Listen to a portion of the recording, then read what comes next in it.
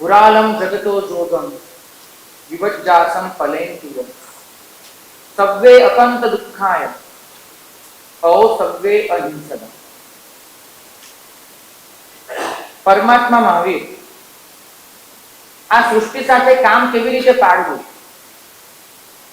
એના માટેનો એક અનન્ય ઉપાય દેખાડે છે. પરમાત્મા એટલું જ કહે છે કે આ સૃષ્ટિ માટે સમાનુભૂતિ રાખ, સહાનુભૂતિ નહીં, સમાનુભૂતિ. સહાનુભૂતિનો અર્થ એ થાય છે કોઈ જીવ મારાથી નીચો છે, બિચારો છે, દુઃખી છે, હું એના પર કરુણા કરીશ, હું એને મદદ કરીશ. તો આ સહાનુભૂતિ છે. હું એના માટે કંઈક આપવા માંગુ છું તો મારામાં ઉપકાર બુદ્ધિ છે.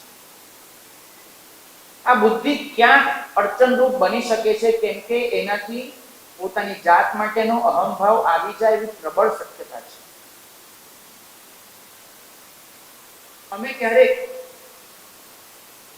નાના હતા અને કોઈ પશુને ખાવાનું આપવા જઈએ તો ગુરુ ભગવંતોની એક શીખ કાયમ યાદ આવે કે કૂતરાને પણ રોટલી ફેંકાય નહીં, કૂતરા આગળ નીચે બેસીને રોટલી મૂકાય.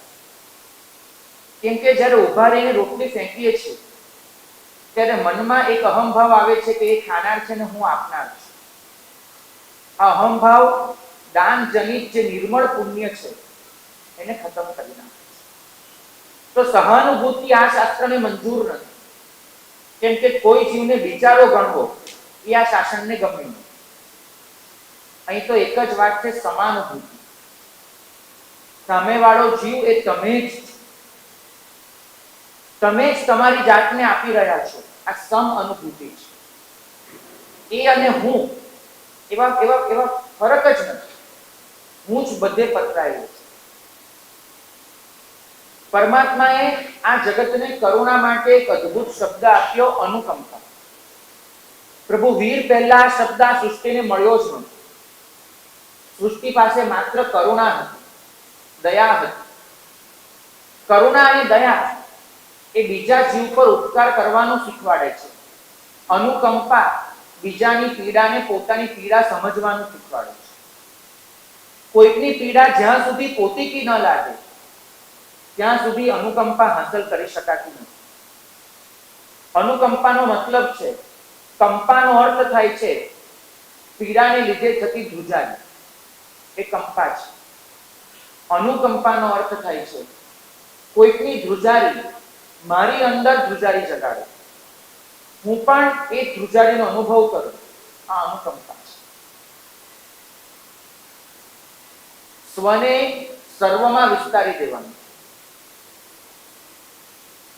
આ ચોમાસાની જે ઘટના કહું, ગોવાલિયા કેમ્પની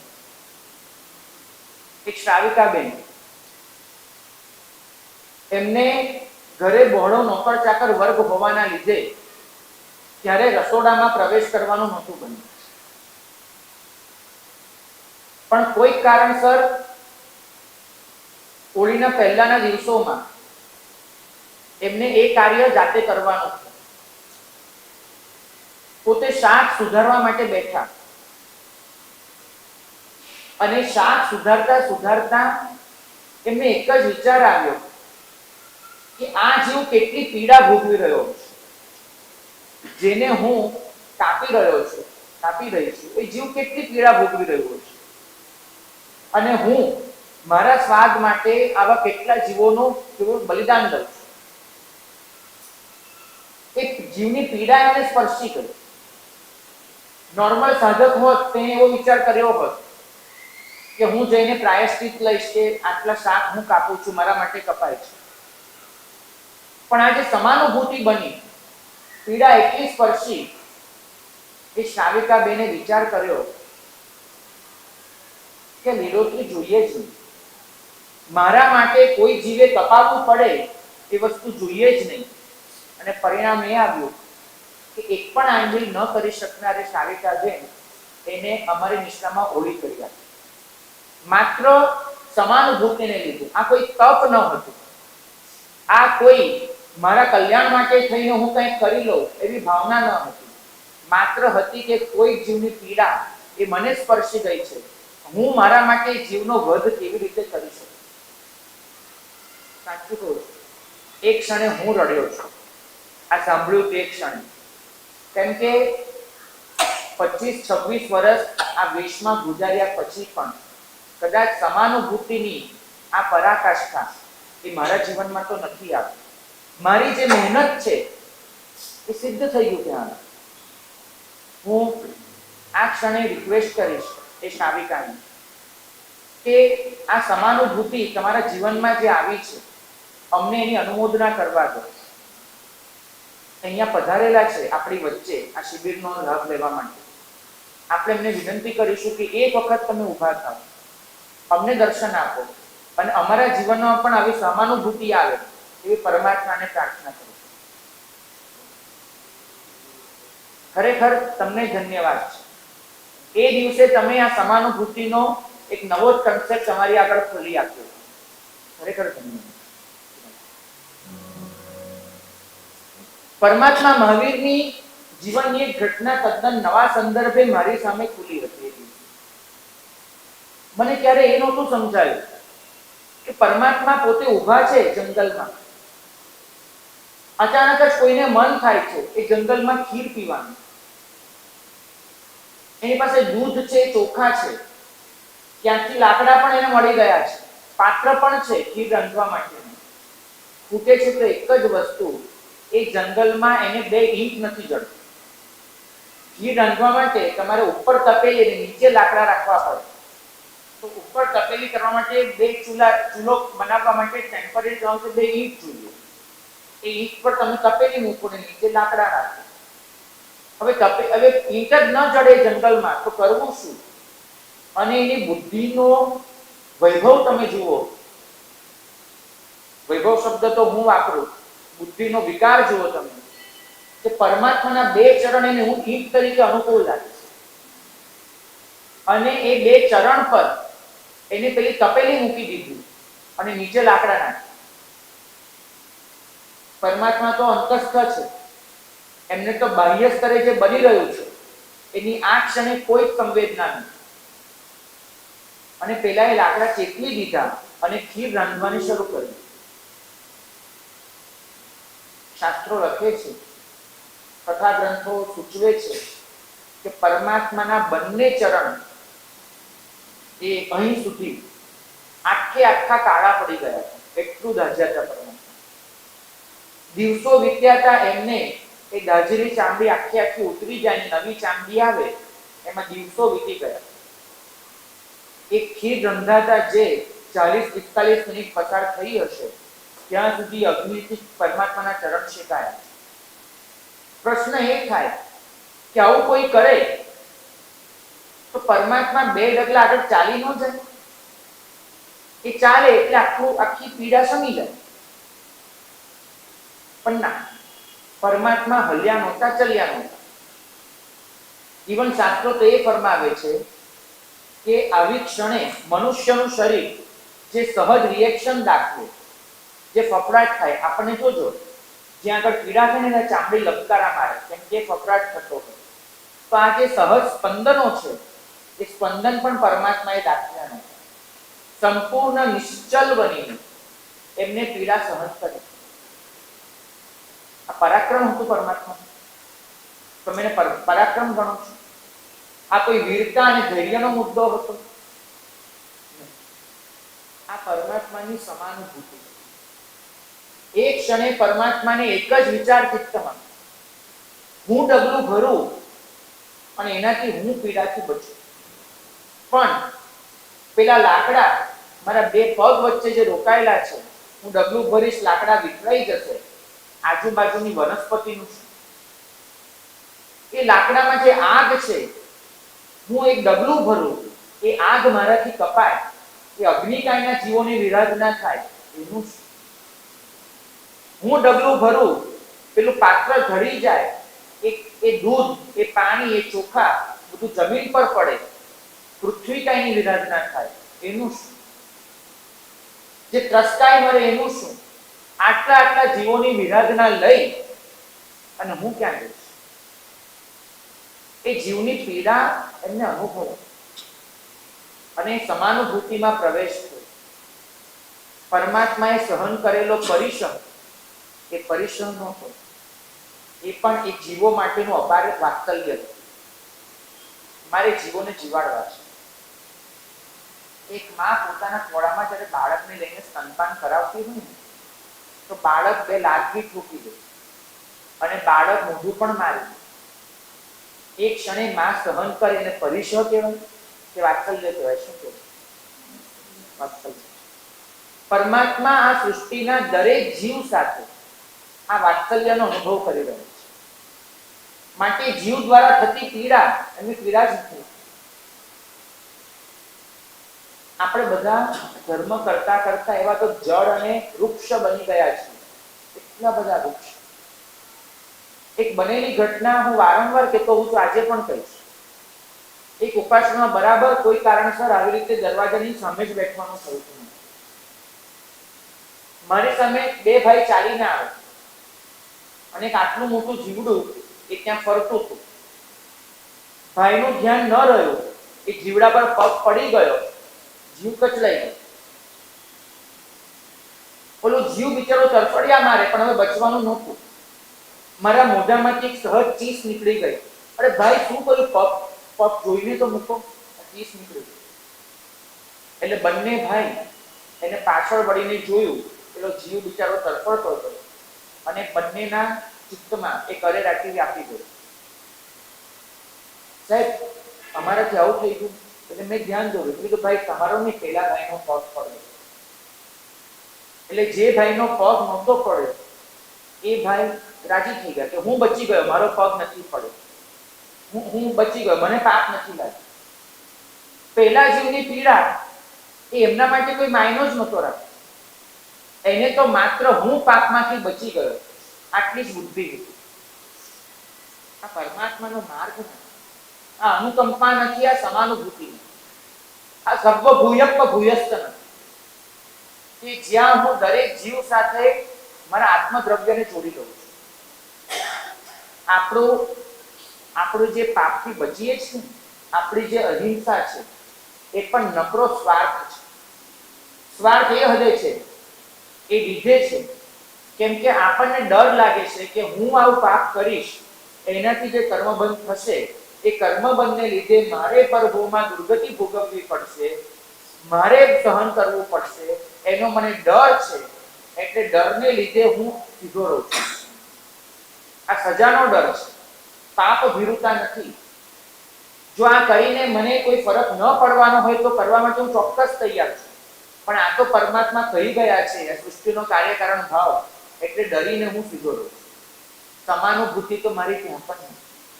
એ જીવની પીડા સાથે મારે કોઈ નિસ્બત નથી. મારે નિસ્બત છે માત્ર કે હું બચી છું. પૂછું છું તમને, માનો કે આ પરમાત્મા અચાનક જીવતા થઈ જાય, એટલે જીવતા જ છે પણ જાગતા થઈ જાય અને આપણને એમ કહી દે કે બેટા આજે ઇન્ડિપેન્ડન્સ ડે, સ્વતંત્રતા દિવસ, 24 કલાક તું જે પણ કરીશ તારા સિલકમાં કોઈ પાપ આવવાનું નથી. 24 કલાક માટે તું મુક્ત છે. કર્મસત્તાનો ચોપડો ક્લોઝ થઈ ગયો, બંધ થઈ ગયો. 24 કલાક માટે તું મુક્ત છે. તો તમે જેવા છો એવા ને એવા રહેશો કે પછી દુનિયાભરના પાપ કરી નાખશો? તમને પાપનો ડર છે કે તમને સજા થશે એનો ડર છે? બરાબર પોતાની જાતને પૂછજો. આપણે સ્વાર્થ ખાતર સીધા છીએ, સ્વાર્થ ખાતર પાપથી અટકીએ છીએ. વાસ્તવિક રીતે જીવોની પીડાની આપણને કશી પડી જ નથી. પરમાત્માનો આ માર્ગ નથી. પરમાત્મા તો સમાનુભૂતિના માર્ગ છે. એ એક જ વસ્તુ કહે છે કે પ્રત્યેક જીવ એ તારી કરુણાનો નહીં, તારા વાત્સલ્યનો અધિકારી છે. કરુણા કરવામાં એમના દુઃખ દૂર થજો એવી માત્ર તારી ભાવના હશે, પણ વાત્સલ્યમાં એ દરેક જીવને પીડામાંથી છોડાવો છે કેમ કે મારે પીડામાંથી છૂટવું છે, એ તારી ભાવ છે. સંતાનને માથું દુખે અને રડવું તમને આવે એવું બન્યું છે કે નથી બન્યું? કેમ કે એ જીવની પીડા સાથે તમે તમારી પીડાને જોડી દીધી.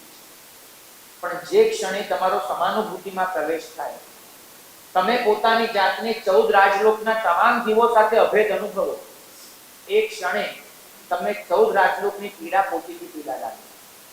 બાકી પરમાત્માને જરૂર શી હોય? સવી જીવ કરો શાસન રસીની ભાવના ભાવવાની શું જરૂર હોય? એ તો તમારી જેમ કહી શકતા હતા કે મારે દોડીને પહોંચી જવું છે મોક્ષે. નંદન ઋષિના ભવમાં 1 લાખ માસ ખમણ એ પોતાના મોક્ષ માટે વાપરી શકતા હતા. શાસ્ત્રો લખે છે સ્પષ્ટપણે કે પરમાત્માએ એ ભવમાં પોતાના મોક્ષને અટકાવ્યો છે. જે સહજ રીતે આવી રહ્યો હતો એને પરમાત્માએ રોક્યો છે. મારે દોડીને પહોંચી નથી જવું, મારે તો થાય એટલા વધારે જીવોને પોતાની સાથે લઈને જવું છે. પરમાત્મા રોકાયા મારા અને તમારા માટે. સવી જીવ કરું શાસન રસીની ભાવનાથી એમને પોતાના લાખ વર્ષના માસક ક્ષમણને વાપરી નાખ્યા. આ સમાનુભૂતિ હતી, આ વાત્સલ્ય હતું. જે પરમાત્માના આવા વાત્સલ્યથી આપણે નહાયેલા છીએ, જે પરમાત્માની આવી અપાર કરુણાથી આપણે ગુંજાયેલા છીએ, આપણા જીવનમાં સમાનુભૂતિ કેટલી આ વિચારવાનો પ્રયત્ન કરો. ભાગ્યશાળી આપણે હંમેશા જીવના માલિક બનવાનો પ્રયત્ન કરીએ. પોઝેસિવનેસ એટલી બધી છે કે દરેક જીવે કેમ વર્તવું એના ધારાધોરણ હું નક્કી કરું. અને આમ કરવાનું અને આમ કરવાનું, અને મારી જીદ, મારો જે આગ્રહ છે એને પાછું હું વ્યવસ્થા, શિસ્ત, અનુશાસન વગેરે નામ આપું છું. આ બધું મારો બચાવ છે. શાસ્ત્રીય મર્યાદા પ્રમાણે કોઈકને વર્તવાની શીખ આપવી અલગ મુદ્દો છે, અને કોઈકનું ગેરવર્તન જોઈને મને ચીડ ચડે અલગ મુદ્દો. વાત્સલ્ય હશે ને ત્યાં ચીડ નહીં, વાત્સલ્ય હશે ત્યાં પ્રેરણા ચોક્કસ હશે. ત્યાં આગળ સામેવાળી વ્યક્તિ માટે અણગમો નહીં. તપાસ કરજો આ ક્ષણે આપણા ચિત્તમાં કેટલી વ્યક્તિઓ માટેનો અણગમો એવો ને એવો ધરબાઈને પડ્યો છે. એવો ને એવો. કોઈ આમ નથી કરતું એનો અણગમો છે, કોઈ આમ કરે છે એનો પણ અણગમો છે. જીવ ચાલ્યો જાય છે, મનમાંથી અણગમો નથી છૂટતો.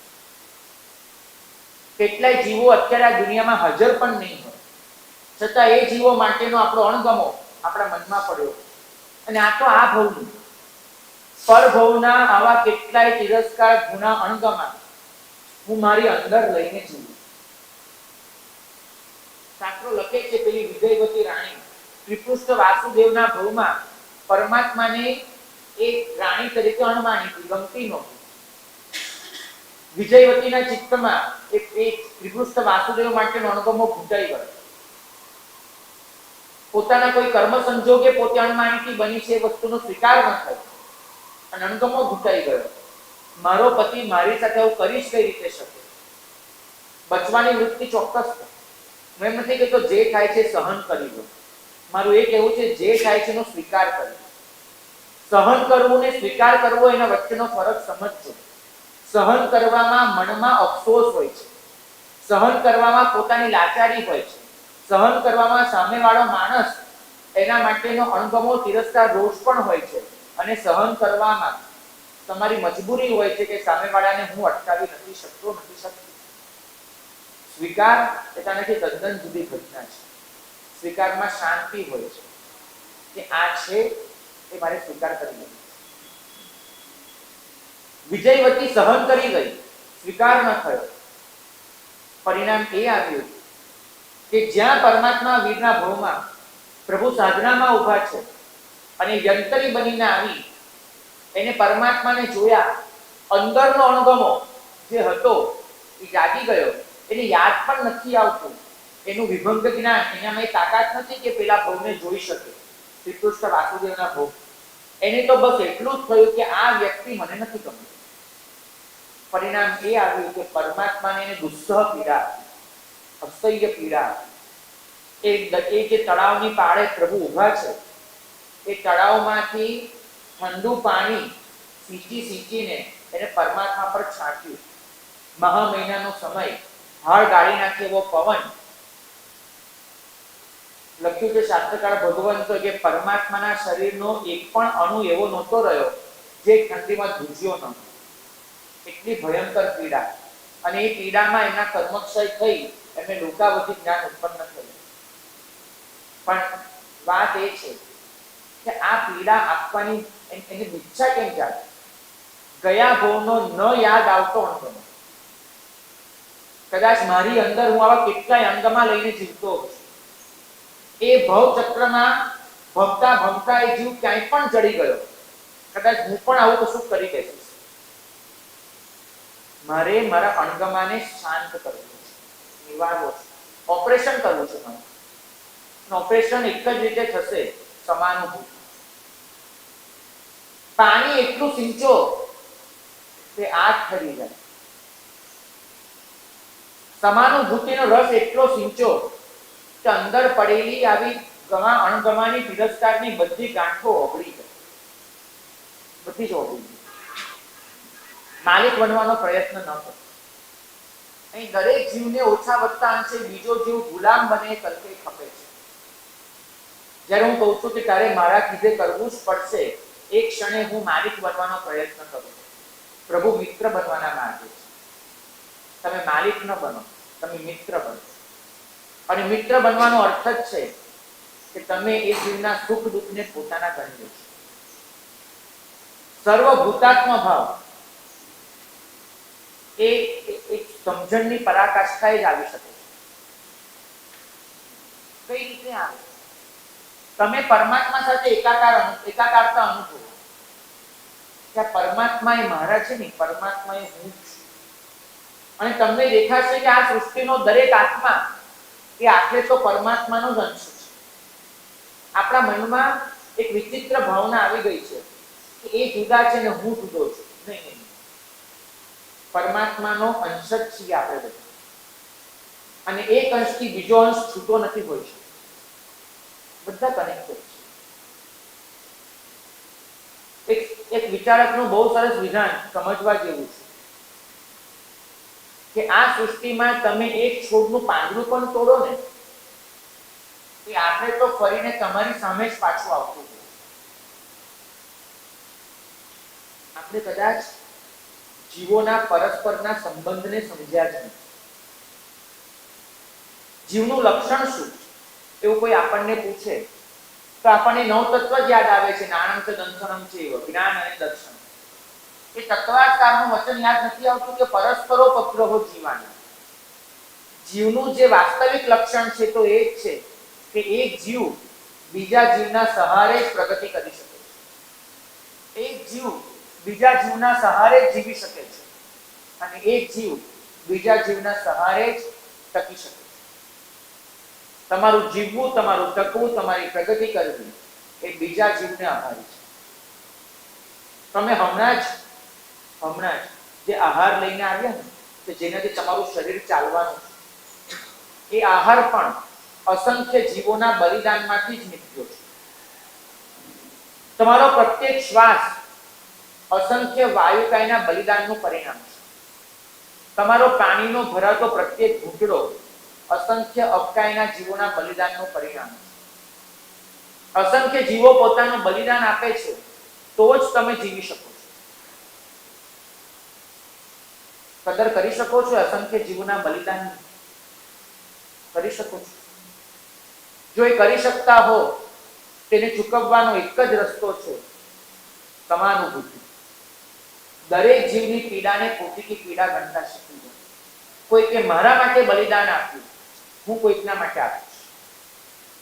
કોઈ કે મારા માટે પોતાના જીવન સાથે સમાધાન કર્યું, હું કોઈકના માટે મારા જીવન સાથે સમાધાન કરું. ફરીથી કહું છું, કરુણામાં અહંભાવની શક્યતા છે. વાત્સલ્ય અહંભાવનો છેદ ઉડાડીને જ જન્મે છે.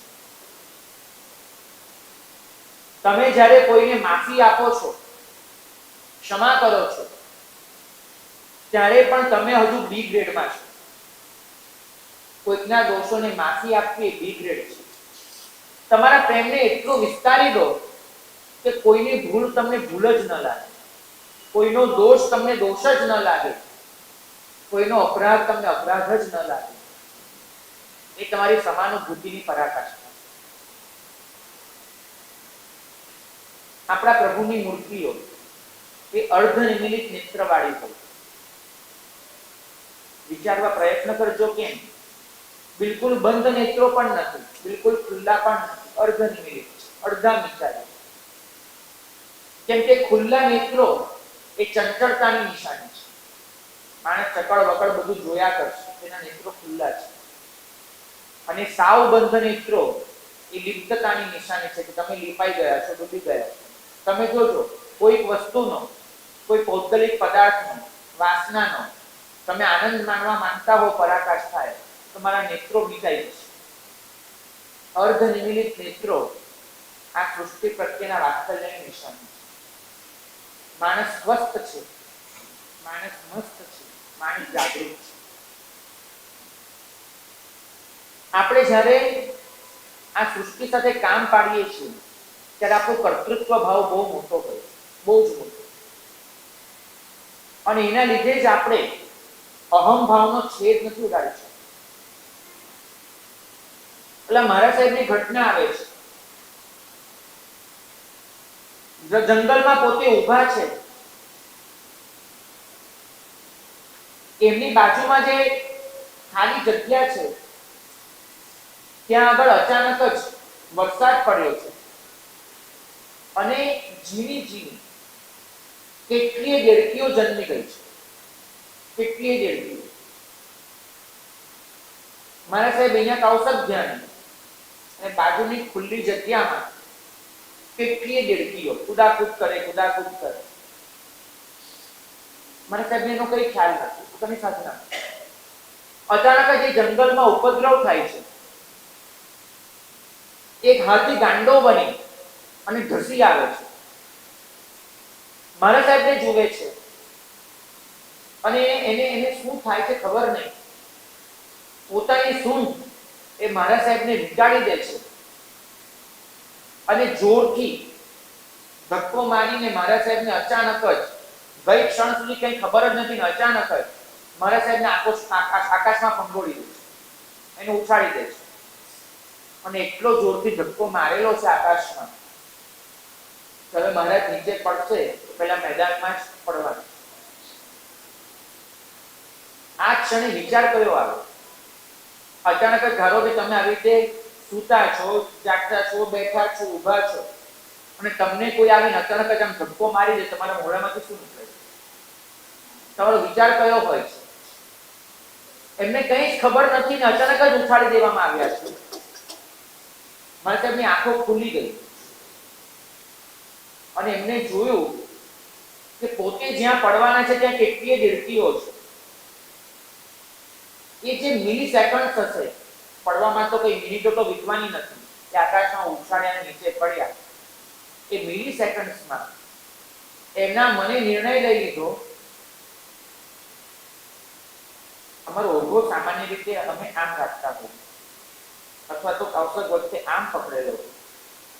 એ ઓઘો મારા સાહેબે હાથમાં લઈ લીધો અને હાથમાં લઈને પોતે નીચે પડે તો પોતાના શરીરથી દેડકીઓ કચડાઈ ન જાય. પોતાને તો મરવાનું છે, હાથ પગ તોડવાના છે, જીવી થાય, પણ દેડકીઓ કચડાઈ ન જાય એટલે પેલું ઓઘો આમ પકડી રાખ્યો. મિલી સેકન્ડમાં એ નીચે પડે પહેલા આમ ફેરવી દો અને થોડી દેડકીઓને બચાવી દો. આમ કરી લો, મારા શરીરથી દેડકીઓ કચડાઈ નથી. મેં મારી જાતને કેટલીય વાર આવી રીતે કલ્પી છે. આ બારીમાં તો જાળી છે, માનો કે જાળી વગરની બારી આગળ હું ઊભો છું, બહારનું દૃશ્ય જોઈ રહ્યો છું અને અચાનક જ પાછળથી કોઈ રમતમાં કે જાણી જોઈને મને ધક્કો મારીને બારીમાંથી નીચે ફેંકી દે છે. હું મારી જાતને પ્રશ્ન પૂછ્યો કે મારો ઓઘો હાથમાં આવશે કે હું નીચે પડું ત્યાં પૂંજીને પડું? મારા હાથમાં ઓઘો આવશે? હું મારી જાતને પ્રશ્ન પૂછ્યો અને હંમેશા ના આવી શકે જવાબ. ના જ આવી કે નહીં આવે. હું જૈના પાળું છું એ મારું હજુ કર્તૃત્વ ભાન છે. મારે જૈના પાળવાની છે. જૈના સહજ નથી બની. જૈના આ શરીર સાથે, આ મન સાથે, આત્મા સાથે એકાકાર નથી બનતું. તે સંજોગોમાં તો હું પહેલા મારા શરીરને જ બચાવવાનો પ્રયત્ન કરીશ. મને હું નીચે પડું અને કોઈ જીવો કચડાઈ જશે એને મારે બચાવવા છે, બુદ્ધિ જ નહીં આવે. હું તો સહજ એક રિએક્શન આપીશ કે મારું માથું બચી જાય, કરોડરજ્જુ બચી જાય, હાથ પગ તૂટે તો વાંધો નહીં, પણ હું સલામત રહું, એવો મારો કોઈ પ્રયત્ન હશે. હું કંઈક એવી રીતે જ પડીશ. એકચ્યુઅલી મારો એક્સિડન્ટ થયેલો છે. પાછળથી અચાનક જ મને કોઈએ છોટી દીધેલું છે રસ્તે ચાલતા, નીચે પછડાયેલો પણ છું, પણ પછડાવાની ક્ષણે પણ મેં મારા જીવની જ દરકાર કરી. આ હકીકત છે. કેમ કે સમાનુભૂતિ જે આદર્શ છે આ શાસનનો, એ હજુ સિદ્ધ નથી. જે ક્ષણે સમાનુભૂતિમાં પ્રવેશ થશે ને, એ ક્ષણે મને મારા જીવની જેટલી દરકાર છે એટલી જ દરકાર મારા શરીર નીચે કચડાઈ જતી કીડીની પણ હશે. પણ એ દરકાર નથી જાતી. હું તો એક જ વિચાર કરું છું, અરે લઈ લઈશું પ્રાયશ્ચિત, લઈ લઈશું. કોરોનાના કાળમાં એક સાધ્વીજી ભગવંતનો પત્ર આવ્યો. એમને કોરોનાની અસહ્ય પીડા થઈ હતી અને ડોક્ટરોની દવા એમને લેવી પડતી હતી. અને સ્વાભાવિક છે કે દવા જે શરીરમાં જશે એ કોરોના વાયરસનો જ નાશ કરશે, બીજું તો કંઈ થવાનું નથી. એ સાધ્વીજી ભગવાન સવાર સાંજ એક એક કલાકનું ધ્યાન કરતા હતા અને ધ્યાનમાં એક જ વસ્તુ વિચારે કે હે જીવો, તમે મારા શરીરમાં આવ્યા હતા અને તમે મારા શરીરમાં વસ્યા હતા. એક મનુષ્ય તરીકે શાસ્ત્રીય મર્યાદામાં રહીને એક સાધ્વી તરીકે મારી ફરજ હતી કે મારે સંયમ જીવનનું પાલન કરવા માટે જીવતા રહેવાનું છે અને એ માટે મારે ઔષધ લેવાનું છે. પણ હું જે ઔષધ લઉં છું એ તમારો તો નાશ જ કરે છે. મારી એક જ ભાવના છે કે તમે મારા શરીરમાં જેટલો વખત રહ્યા એમાં મારા સંયમની તમારા પર જો કોઈ અસર થઈ હોય તો બહુ સારું. હું તમારા માટે અંગમો નથી રાખતી, હું તમારા માટે દ્વેષ નથી રાખતી. તમે પણ મારા માટે ન રાખશો. મારા શરીરમાંથી વિદાય લઈ રહ્યા છો, હું તમારી માફી માંગુ છું અને પરભવમાં હું તમને કોઈ પણ રીતે મદદરૂપ થઈશ એવી ભાવના ભાવું છું. મને માફ કરજો, મને ક્ષમા કરજો, મારી મદદને સ્વીકારજો. રોજનું સવાર સાંજ એક એક કલાકનું મેડિટેશન, માત્ર એ જીવો માટેનું વાત્સલ્ય ભાવ. ભાગ્યશાળી એ તો ડોક્ટર એન્ટીબાયોટિક્સ લખી આપે અને ફોટ એ સ્ક્રિપ્ટ ખુલી જાય અને એન્ટીબાયોટિક મોઢામાં જતી રહે. મને ક્ષણે વિચાર પણ ના આવે કે એન્ટી નો અર્થ શું થાય છે. કમસે કમ હું તો એ તો વિચારો એન્ટી એટલે શું. એ જે મારા શરીરમાં જે બેક્ટેરિયા છે એનો નાશ જ કરવાનો છે, બીજું કાંઈ નથી થવાનું. લેવાની ના નથી. એક મનુષ્ય તરીકે તમારે તમારા શરીરને સાચવવું જોઈએ, એની ના નથી. હું વાત કરું છું વાત્સલ્યની. તમે એ જીવો માટે આ વાત્સલ્ય ભાવ અનુભવો છો, આ સમાનુભૂતિ, કે તમે એને વિદાય આપી રહ્યા છો પોતાના શરીરમાંથી. એક મિત્ર ગણીને તમે એને સ્વીકારો છો. મારે આ સૃષ્ટિ માટે આ સંવેદના જગાડવી છે. કર્તવ્ય ભાવ લાગુ છે, કર્તૃત્વ ભાવ. કર્તૃત્વ ભાવમાં કરુણા હશે, કર્તવ્ય ભાવમાં વાત્સલ્ય હશે. સંવેદના એટલી હદે વિકસવા દો.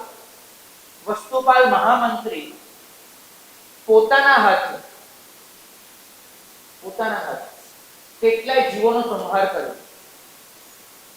અહીંયા આબુની તળેટીમાં ધારાવર્ષ રાજાની મદદ લીધી. સાંકડી નળીમાં યવનોને સપડાવી દીધા. ગુજરાતની સંસ્કૃતિ, ગુજરાતની અસ્મિતા, ગુજરાતની ધાર્મિકતા એને સાચવવાની હતી માટે યુદ્ધ લીધું અને યવનોને એક સાંકડી ગલીમાં સપડાવી દીધા અને ચુનંદા સૈનિકો, મુઠ્ઠીભર સૈનિકો એની મદદ લઈ 1 લાખ યવનોના ડોકા કાપી નાખ્યા. 1 લાખ યવનના ડોકા કાપ્યા હતા અને 1 લાખ ડોકાની શોભાયાત્રા પાટણમાં કાઢી. ગાળાના ગાળા ભરીને એ ડોકાઓની શોભાયાત્રા. તમે આને નૃશંસ અને પાશવી કૃત્ય ગણશો. માનો કે કોઈ સેનાપતિ પોતાના શત્રુ સૈનિકોના ડોકા એની અત્યારે એની રથયાત્રા કાઢે, તમે એને શું કહો? વાજા ગાતા સાથે કોઈના ડોકા જતા હોય, હવે તમે એમ કહો કે તાલિબાન ને આઈસીસ ના શાસનમાં નથી બનતું, આટલી ખરાબ હતી. અલ કાયદા ને તહરીક પણ આવું નથી કરતું, વસ્તુપાલે કર્યું છે. અને છતાં એ વસ્તુપાલ સ્વયં સિમંદર સ્વામીના વંશમાં જન્મ લે. સ્વયં સિમંદર સ્વામી જે સિંહાસન પર બેઠા હતા, એ સિંહાસન પર પોતે રાજા તરીકે બેસશે. હજુ તો સમય નથી આવ્યો, પણ એ બેસશે. રાજા બનીને દીક્ષા લેશે, દીક્ષા બનીને કેવળ જ્ઞાન પ્રાપ્ત કરીને મોક્ષે જશે. એક જ યુદ્ધમાં 1,00,000 યવનોના ડોકા કાપનારો માણસ એ આવતા ભવે એ ચરમ શરીરી બની જાય, એકાવતારી વસ્તુપાલ હોય. તમે એને કઈ રીતે જોશો? કઈ રીતે? કારણ એક જ છે. જે ક્ષણે 1,00,000 યવનના ડોકા કાપે છે ને એ ક્ષણે પણ વસ્તુપાલના ચિત્તમાં એક જ પરિણામ કે ગુજરાતની સંસ્કૃતિ અને અસ્મિતાની રક્ષા માટે મારે તમને મારવા પડે છે, બાકી તમે પણ મારા મિત્ર જ છો, મિત્ર સિવાય કશું જ નથી. તમને પણ સદબુદ્ધિ મળજો, તમારું પણ કલ્યાણ. કલ્યાણની કામના અખંડિતપણે વસ્તુપાલે રાખી છે. એમની સદબુદ્ધિ ક્યાંય નાશ નથી થયો. અહીં તો કોઈને 2 લાફા મારવાના હોય તો એ શરીરમાં ધ્રુજારી ચડી જતી હોય. હું એટલો આવેશમાં આવી જતો હોઉં છું, 5 મિનિટ સુધી શરીર ધ્રુજે છે મારું, કોઈને 2 લાફા મારતા છે. કેમ? આ સમાનુભૂતિ આપણા જીવનમાં નથી, તેમાં કરુણા નથી. વિચાર કરજો. કેમ કે કર્તૃ ભાવ જતો નથી, કર્તવ્ય ભાવ આવતો નથી. આપણે આપણા જીવનને જ બોજ બનાવી દીધું. દરેક કામનો બોજ. મનુષ્યને પૂછો, તમને મજા આવે? જવાબ મળે ઠીક છે. આ કોઈનું ઠીક છે ત્યારે પૂરું જ નથી થતું. ઠીક છે નો મતલબ ઠીક છે કે એવું થતું જ નથી ભાઈ. અરે બહુ મોજ છે, એવું આવતું જ નથી. કેમ? યોગ અને ધ્યાન સાધનાનો એક જ મતલબ થાય છે કે સમગ્ર સૃષ્ટિના મિત્ર બની જાઓ અને છતાં પણ પોતાનામાં કેન્દ્રિત થઈ અને અંદર ઉતરી. પોતાનામાં કેન્દ્રિત થવું અને છતાંય સમગ્ર સૃષ્ટિના મિત્ર બની જવું, આ ધ્યાનનો ચમત્કાર. આપણે બીજા સાથે જેવું કરીએ ને એવું સામેવાળાને શંકા પડ્યા કરે. એક બનેલી ઘટના હમણાં વાંચી. એક છોકરો અને એક છોકરી, નાની ઉંમરની 12 વર્ષની, પણ એકબીજાના ક્લોઝ ફ્રેન્ડ, બહુ સારી રીતે બંને એકબીજા સાથે મિત્રતા રાખે. છોકરો હતો એની પાસે બહુ બધી લખોટી અને છોકરી એની પાસે બહુ બધી ચોકલેટ. છોકરાને ચોકલેટમાં રસ, છોકરીને લખોટીમાં રસ મુખ્યત્વે, બાકી બંને વસ્તુ ગમે. એક દિવસ બંને સાથે બેઠા હતા. બંને કીધું કે મારી પાસે બહુ બધી ચોકલેટ છે, બહુ બધી લખોટી છે. બંને કીધું કે અમને તો આ જોઈએ છે. નક્કી કર્યું કે આપણે એકબીજાને પોતાની વસ્તુ આપી દઈએ.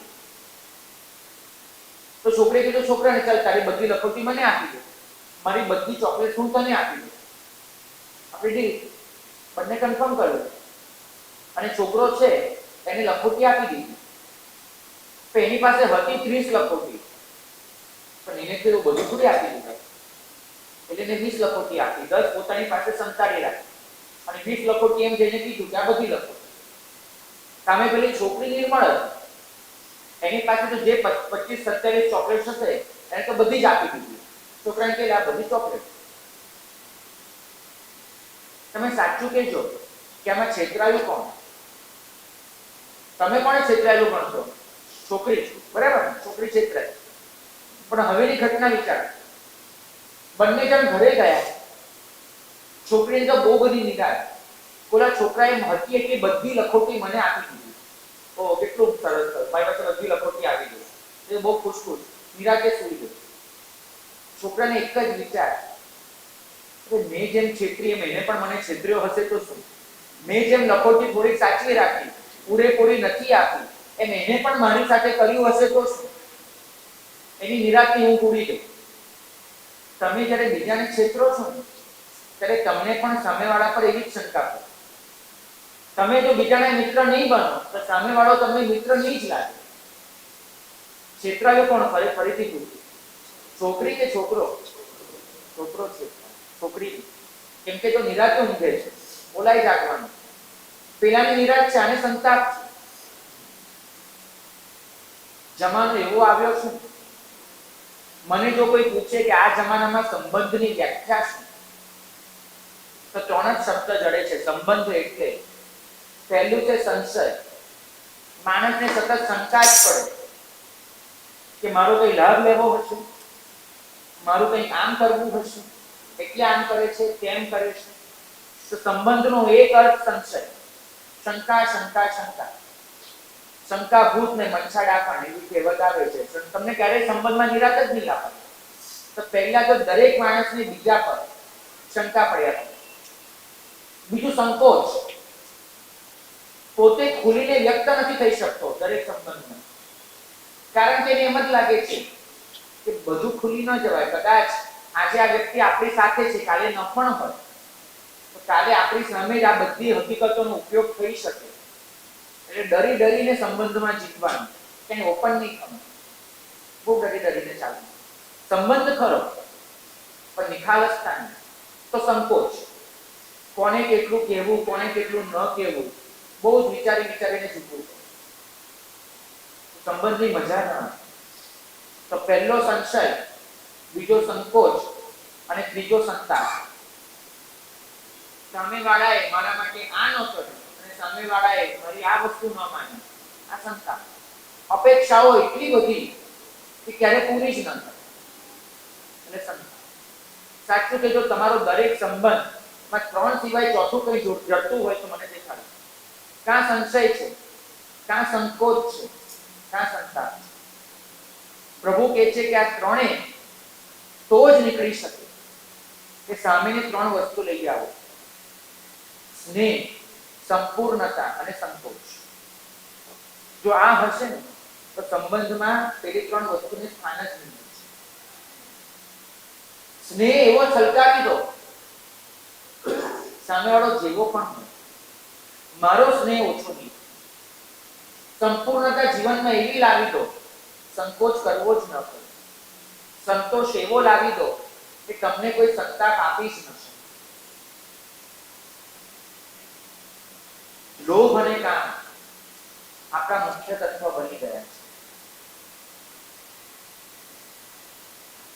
જે નથી એની લાલસા એ લોભ છે, જે છે એનું આકર્ષણ એ કામ છે. નથી અને છે એની વચ્ચેની જ આપણી જીવનની ધારા વહી રહી છે. કમનસીબ એવા થઈ ગયા છે, કોઈને દુઃખી જોઉં ને તો કરુણા આવી જાય છે કદાચ, પણ કોઈને સુખી જો તો પ્રમોદ નથી આવતો. બરાબર માર્ક કરજો. કોઈના દુઃખ જોઈને દયા જાગી જાય છે, પણ કોઈના ગુણો જોઈને આનંદ નથી થતો. કોઈનું સુખ જોઈને આંખો ઠરતી નથી, દુઃખ જોઈને રડવાનું આવે છે, આંખો ભીની ચોક્કસ થાય છે, પણ સુખ જોઈને આંખો ઠરતી નથી. કેમ? કેમ કે દુઃખને જોઈને જે આંખો ભીની થાય ને એમાં પાછો અહંભાવ છે. એ નીચો છે, આપણે ઊંચા છીએ. એને દુઃખ પડ્યું, ચાલ હું એને બચાવી. નહીં તો કોઈ એને કહેવા આવે ને કે ભાઈ તારી સાથે છું, ત્યારે એમાં એમ કહે છે કે ભાઈ આપણે તારી સાથે છીએ, એનું કંઈ મૂલ્ય રાખજે મને. તો કરુણા એટલે આવે છે કેમ કે આપણને એમાં બીજો નીચો છે ને હું ઊંચો છું એવો અહંભાવ ગુંચાયો હોય છે. પ્રમોદ એટલે નથી આવતો કે પ્રમોદ અનુભવવા માટે પોતે નીચા છે ને સામેવાળા ઊંચા છે એ સ્વીકારવું પડે. ખાસ માર્ક કરજો. અને એમાં પણ જે સૌથી નજીકની વ્યક્તિ હોય એના માટેનો પ્રમોદ એટલો જ ઓછો છે. નજીકની વ્યક્તિ માટેનો પ્રમોદ ઓછો થાય. કેમ? કેમ કે ત્યાં આપણને ઈર્ષ્યા વધારે જાય. આપણે સાંભળીએ કે અમેરિકામાં નવી ગાડી શોધાઈ એટલે આપણને બહુ ફરક નહીં પડે. હશે ત્યાંના લોકો વાપરતા હશે, પણ આપણો પાડોશી આપણા કરતા 4 ગણી મોંઘી ગાડી લઈ આવે તો ચોક્કસ બળતરા છે, કારણ કે નજીકનો છે. તો નજીકની વ્યક્તિના ગુણ, નજીકની વ્યક્તિનું સુખ એ પ્રમોદ નથી જગાડતું, દુઃખ કરુણા જગાડે છે. સમાનુભૂતિ તમને એ શીખવાડે છે કે માત્ર કરુણા ને વાત્સલ્ય નહીં, તમારામાં કોઈના સુખ જોઈને અનુમોદના, પ્રમોદ પણ જાગવો જોઈએ. પરમાત્માને પ્રાર્થના કરવી છે, આપણા જે પણ ગુરુ હોય એને પ્રાર્થના કરવી છે કે તમારા ચરણોમાં રાખીને એવો પ્રેમ આપો, એવો પ્રેમ આપો કે બધું જ ધોવાઈ જાય. આ મારી બધી લાગણીઓ એ શમી જાય અને આ સૃષ્ટિનો પ્રત્યેક જીવ મને પોતીકો લાગે, એટલું જ નહીં, મને હું જ લાગે. આનાથી મોટું તત્વજ્ઞાન કોઈ નથી, આનાથી મોટું આત્મજ્ઞાન કોઈ નથી. આપણે ભાઈ સાથે એક પ્રાર્થનામાં દાખલ થઈએ, ચરણો મેં તેરે रहकर भगवान प्यार हो जाना, चरणों में तेरे रहकर भगवन प्यार ही प्यार मिला. મનમાં ક્યારે તમે નિર્મળ હોઈ શકો, હું નથી અને મારા જેવું જો કોઈ હોય, ક્યારેક આપણા મનમાં એ વ્યક્તિ માટેનો જે તિરસ્કાર ભાવ એ ગુંજાયેલો હોય. આપણને જિંદગીના છેડે જઈને પણ એવું થાય છે કે આ વ્યક્તિ મારા જીવનમાં ન મળી હોત તો સારું, એવું એક વ્યક્તિ માટેની છાપ આપણા મનમાં લઈને જીવીએ છીએ. મિત્રતા ચોક્કસ રાખીએ છીએ કેમ કે પ્રભુએ માર્ગ ઉજાડ્યો છે, પણ મિત્રતામાં પણ ક્યાં કાળી રેખા રહી જાય છે. એ વ્યક્તિ સામે આવે છે તો ભૂતકાળની ઘટનાની સ્મૃતિ અવશ્ય થઈ જાય અને જે એને ભેટવાનું મન થાય એને બદલે એની સાથે ઉભા રહેવાનું મન થાય સાવ ભેટ. અને એને કલકત્તા ફોન ભરીને કીધું, ફોન કરીને કે ભાઈ એક ક્ષણે તમારા માટે હું આવું વિચારતો હતો, બીજાએ શું કર્યું મને ખબર નથી, પણ આ ક્ષણે હું એક અણગમાનું વિસર્જન કરું છું. કદાચ તમે તમારા ભૂતકાળને યાદ કરવા જશો ને તો ભૂતકાળની આવી કેટલીય સ્મૃતિઓ તમારા ચિત્તમાં ભરેલી હશે. તમે જેનો નિકાલ નહીં કરી શક્યા હો, તમે જેને મિચ્છામી દુક્કડમ નહીં આપી શક્યા હો, તમે જેને મનમાંથી બહાર નહીં કાઢી શક્યા હો, આવું કેટલું બનેલું છે. એક બાળક માટે એ પણ યાદ હોય છે કદાચ કે મારા હાથમાંથી ચોકલેટ પણ છૂટવી ગયો, ત્યાંથી શરૂ કરી અને મોટ પણ એ પણ યાદ હોય છે કે મારું 10 જણની વચ્ચે કોને અપમાન કર્યું. આ બધી જ વ્યક્તિઓ એના માટે ક્યાંક ને ક્યાંક મનમાં મિત્રતામાં ખોટ પડી છે. મેં શ્રાવકને પૂછ્યું કે આ હદનું શા માટે કરવાનું, શેષ 3 મહિના આ જ કામ શેના માટે? તો કે અહીંથી નીકળું ત્યારે એક પણ જીવને અમિત્ર રાખીને નીકળવા નથી માંગતો, બધા જોડે મિત્રતા કરીને નીકળવું. કદાચ ભગવાન આપણને 3 મહિનાનો સમય આપે કે ન આપે ખબર નથી, માટે કરાવી રહ્યું છે. મને કોઈ પૂછે કે હાર્ટ એટેક ને કેન્સર બેમાંથી એક રીતે મોત પસંદ કર, તો મને કોઈ પૂછે તો હું કેન્સર માંગીશ, હાર્ટ એટેક નહીં માંગુ. કેમ કે હાર્ટ એટેકમાં પીડા વગરનું મૃત્યુ છે સેકન્ડોનું, પણ મને પરભોની તૈયારીનો ટાઈમ નથી મળતો. મને એવી પરીક્ષા આપવી ગમશે કે જે પરીક્ષામાં મને તૈયારીનો ટાઈમ મળે છે. કેન્સરમાં મારી પાસે તૈયારીના 6-12 મહિના હશે, આટલું ઈચ્છીશ. કદાચ ભગવાને આપણી પ્રાર્થના નહીં સાંભળી અને એવું મૃત્યુ આપી દીધું કે જે ઝટપટ આવી ગયું, અચાનક જ આપણી બાજુમાં આવીને ઊભું રહ્યું, અચાનક જ એને આપણા ગળામાં માળા પહેરાવી દીધી, અચાનક જ આપણો કોલર પકડી અને આપણને ઘસડીને લઈ ગયું, તો શું કરીશ? તો કદાચ અહીંથી એ તૈયારી કરી દીધી. ચિત્તમાં તમારા મનમાં આવો 0 નામ હોય તો બહુ સારું છે, પણ જો વધારે નામ હોય તો એકવાર એ લખો અને લખીને પોતાની જાત આગળ કબૂલાત કરો કે હું એને કેટલો ખરાબ ગણું છું, કેટલો ખરાબ. જો ઇન્ડેક્સ દોરું તો કેટલો ખરાબ. એવા કેટલાય લોકો છે કે જેમને મારી મા મારા પિતાજીને હેરાન કરેલા છે. એવા કેટલાય લોકો છે જેમને મારા ગુરુ મહારાજ સામે આંગળી ચીંધેલી છે. એવા કેટલાય લોકો છે કે જેમને મારી પત્ની, મારા બાળકો એને સંતાપ આપેલો છે. કોઈ શિક્ષક છે કે જે વગર લેવે દેવે જેને મારા છોકરાને સ્કૂલમાંથી કાઢી મૂકેલો. કોઈ ટીચર છે કે જેને વગર કારણે મારા છોકરાને 10 છોકરાની વચ્ચે એવો હેરાન કરેલો છે, મારેલો છે કે જેથી એ છોકરો હજુ સુધી આઘાતમાંથી બહાર નથી આવ્યો. પરિણામ એ બધા જ જીવો માટે મારા મનમાં અમિત્રતા પડી છે. જો કદાચ ઊંડાણથી તપાસશું ને, સપાટી પર નહીં, ઊંડાણથી, તો તમને અંદરનું એટલું જળશે, એટલા બધા જીવો માટે કે જેનો કોઈ પાર નહીં. પ્રયત્ન કરજો અંદરનું ઓળખી ધંધામાં કોઈએ દગો કર્યો, ઇવન ત્યાં સુધી મગજ આપણું એવું બેકાર છે ને, યાદ રાખવા જેવું ઘણું બધું ભૂલી જાય છે, અને ભૂલી જવા જેવું કેટલું યાદ રાખે છે.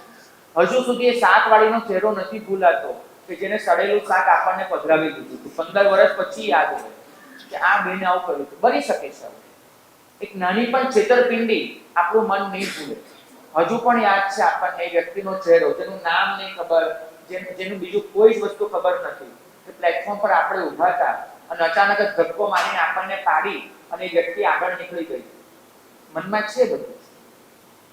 નામ ન હોય, એક અજાણી ઓળખાણ, એ વ્યક્તિનો ચહેરો, આપણે કહીએ કોઈને કે મને ધક્કો મારીને પાડનાર જો આજે પણ ક્યાંય પણ મળી જાય ને, 1000 જણની વચ્ચે તેને ઓળખી કાઢવો કે એને મને મારે.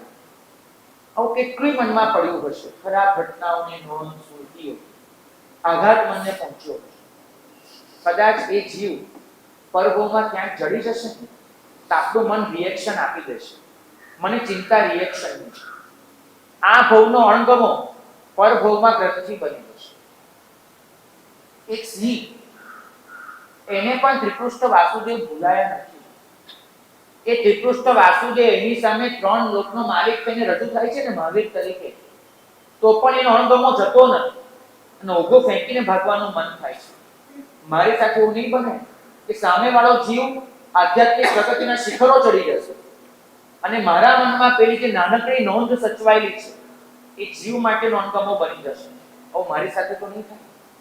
પૂરેપૂરી શક્યતા છે આવું બની જવાની. માટે જરૂરી છે કે તમારી ગાંઠોને ઓગાળીને પૂરેપૂરી ખલાસ. કદાચ અત્યારે નહીં બનાવો, આજે રાત્રે બનાવો, કાલે બનાવો, ઘરે જઈને બનાવો, પણ આ લિસ્ટ ચોક્કસ બનાવો અને એ બનાવીને એના પર જે પણ કામ થઈ શકે એ કરો. વ્યક્તિનો સંપર્ક કરીને જો કહી શકાય તો કહેજો. કોઈક વાર તમને એમ થશે કે કહેવા જવામાં વધારે ખરાબ થઈ જશે, તો પ્રભુ આગળ મનોમન કહી દેજો કે ભગવાન એના માટે આવું વિચાર્યું હતું, પણ હવે બસ, હવે વસ્તુ કાઢી નાખશે. હું એટલું માનું છું કે જીવનની છેલ્લી ક્ષણે મારા મનમાં એવા જ ચહેરાઓ યાદ આવે કે જેનાથી હું ખુશીથી ઉભરાઈ જાઉં. મારે એવા ચહેરા જિંદગીની છેલ્લી ક્ષણે યાદ નથી કરવા કે જેના લીધે હું વેરથી ઉભરાઈ જાઉં. મારે એવા ચહેરા નથી યાદ. જનરલી સંબંધમાં શું થતું હોય છે, હું તમને એક વસ્તુ કહું. સંબંધની શરૂઆત કોઈ ખુશીની પળથી થાય છે.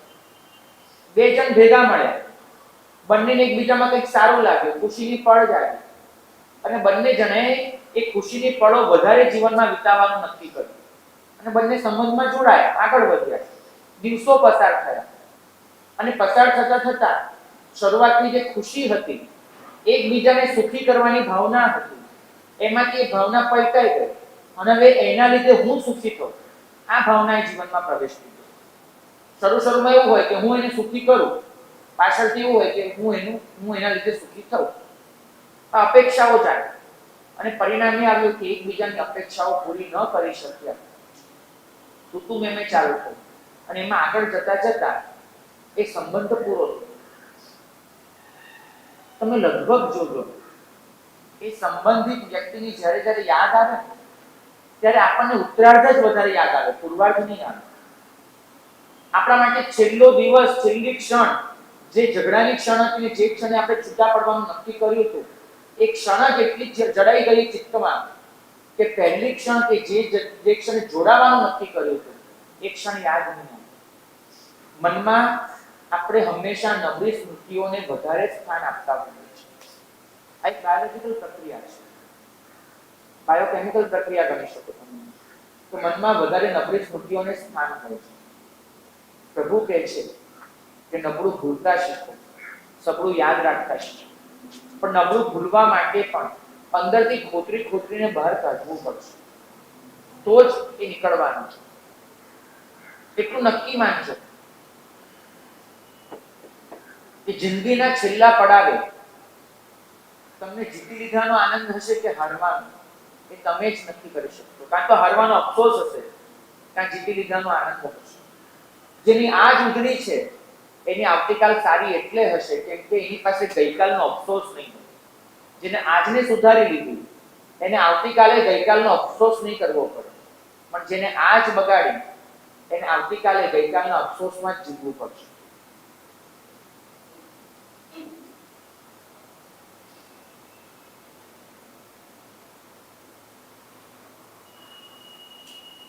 એક બાજુ આપણે શું કર્યું છે, બહુ ખોટા રસ્તે આની પાસે આવ્યા છે. આપણે છે ને એવું માની લીધું છે કે પરમાત્મા આપણા જીવનમાં પરિવર્તન લાવી દે છે. પરમાત્મા આમ કરી નાખશે, પરમાત્મા આમ કરી નાખશે. તો આપણા જીવનમાં બહુ જ આવી ગયું છે. અને પરમાત્માની આડમાં મારું પરિવર્તન મારે કરવાનું છે એ શક્યતાને આપણે ભૂલી ગયા છે. જે શાસન સંપૂર્ણપણે સ્વ પરિશ્રમનું શાસન હતું એ શાસનને આપણે કૃપાનું શાસન બનાવી દીધું છે. હિન્દુઓમાં હતું કદાચ કે આમ તથાસ્તુ કે અને જીવ તરી જાય, અહીં તો ક્યારેય નથી. તમને જો એક ખાસ શબ્દનો અર્થ સમજો. હિન્દુઓમાં અવતાર હોય છે. કૃષ્ણ એ અવતાર છે, રામ એ અવતાર છે. અવતારનો મતલબ સમજો કે ત્યાં આગળ ઈશ્વર લોકોના ભલા માટે નીચે ઉતરતો હોય છે. આ અવતાર છે. જૈન શાસનમાં અવતાર જેવું કશું જ નથી. તો ઉર્ધ્વતા છે, ઉર્ધ્વગતિ. અહીં તો એના આલંબને જીવ ઉપર ચડતો હોય છે. એ તમને લેવા નહીં આવે. એ આવશે ને લઈ જશે. ગીતોમાં સારું છે કે એમ આવશે ને રાજુને લઈ જશે. કોઈ નહીં આવે લેવા. મારે જ એના સુધી ચાલીને પહોંચવું પડશે. ગીતો ભલે ગાઈ લો, વાસ્તવિકતાને નજરઅંદાજ નહીં કરો. ભાવનાના સ્તરે ચોક્કસ સારું છે. મને પણ એ ગીત બહુ જ ગમે છે. પણ એક ક્ષણે પણ મારો બોધ અખંડિત હોય છે કે મારે જ ચાલીને એના સુધી પહોંચવાનું. એ મને આવકારવા તૈયાર છે, સામે ડગલા તો મારે જ ભરવાના છે. એ મને સ્વીકારવા તૈયાર છે, હાથ એનો તો મારે જ પકડવાનો છે. ક્યારે ન ભૂલશો કે અત્યારે તમે જે છો ને હવે પછી તમે જે પણ થશો એના માટે માત્ર ને માત્ર તમે જ જવાબદાર છો. બીજું કોઈ જ નહીં, માત્ર તમે. પૂજા એ હિન્દુઓનો કન્સેપ્ટ છે, જૈનોનો ખાસ સમજ. પૂજા, વસ્તુઓનું સમર્પણ, આ બધું હિન્દુ કન્સેપ્ટ છે. આપણે કોઈ રીતે અપનાવ્યો છે, ઠીક છે, પણ ત્યાં આગળ એવું હતું કે પરમાત્માની પૂજા કરો, એને રાજી કરો, એનો અનુગ્રહ લો અને તરી જાઓ. એ લોકોની માન્યતા છે. અહીં તો આ રાજી જ થતો નથી કેમ કે નારાજ નથી. એ રાજી શું કામ થાય? કેમ કે નારાજ નથી.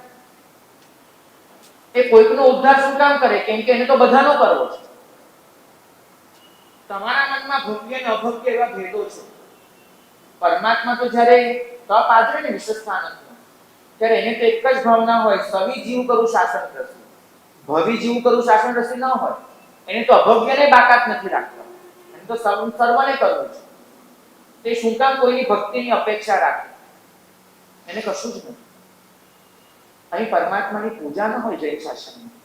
અહીં તો એનો હાથ પકડીને ટ્રાન્સફોર્મેશન, રૂપાંતરણ, આ ટ્રાન્સફોર્મેશનની પ્રક્રિયા છે આ શાસન.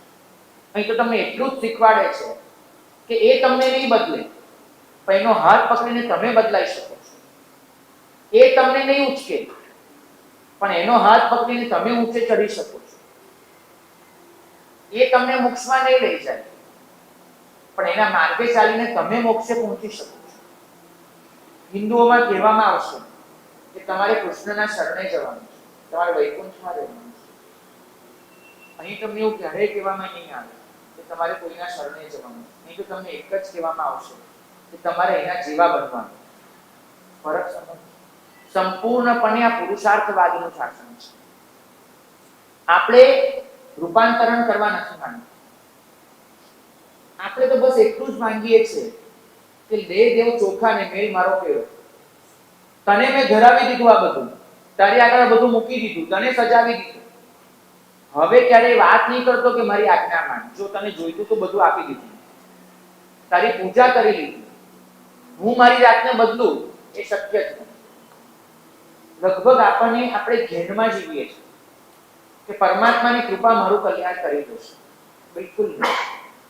પરમાત્માની કૃપા તમારું કોઈ જ કલ્યાણ નહીં કરે. આ લખી નાખજો. આ સંપૂર્ણ સત્ય છે કે પરમાત્માની કૃપા તમારું કોઈ જ કલ્યાણ નહીં કરે.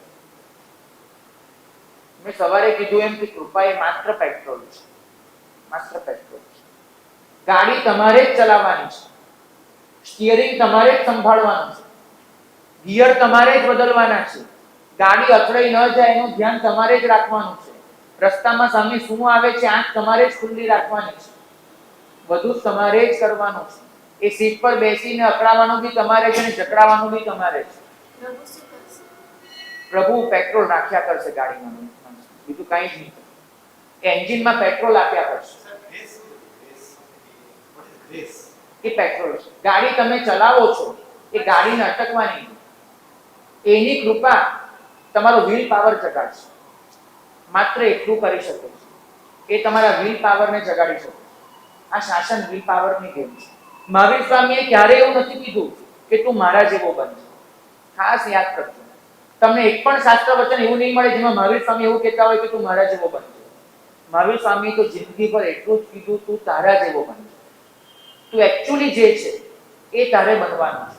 તારું જે મૂળ સ્વરૂપ છે એ ઢંકાઈ ગયો છે, ખુલી જા અને તું એકચ્યુઅલી જે છે એ બની જા. નહીં તો કોઈના જેવા પણ નથી બનવાનું. મારે મારા જેવા જ રહેવાનું છે, મારા જેવા જ બનવાનું છે. આપણે ત્યાં કૃપાનો મહિમા એટલો થઈ ગયો છે કે પરિશ્રમ ભૂલાઈ ગયો છે. કૃપા વગર કશું નથી. જેટલું સાચું છે એટલું જ સાચું એ પણ છે. કૃપાનો ઉપયોગ તો આપણે જ કરવાનો છે. આપણે જ. ભાગ્યશાળી કદાચ એક તદ્દન સ્થૂળ દૃષ્ટાંતથી સમજાવો. આ ક્ષણે તમે જ્યાં પણ બેઠા છો ત્યાં આગળ ઇન્ટરનેટના મોજા છે કે નથી? ઇન્ટરનેટ વગર કશું જ ચાલતી નથી યાર. આ ક્ષણે તમે જ્યાં બેઠા છો ઇન્ટરનેટના મોજા છે. પણ ઇન્ટરનેટને પકડવા માટે મોબાઈલ તો તમારે જ ઓન કરવો પડશે. એની અંદર નેટનું બટન તો તમારે જ દબાવવું પડશે.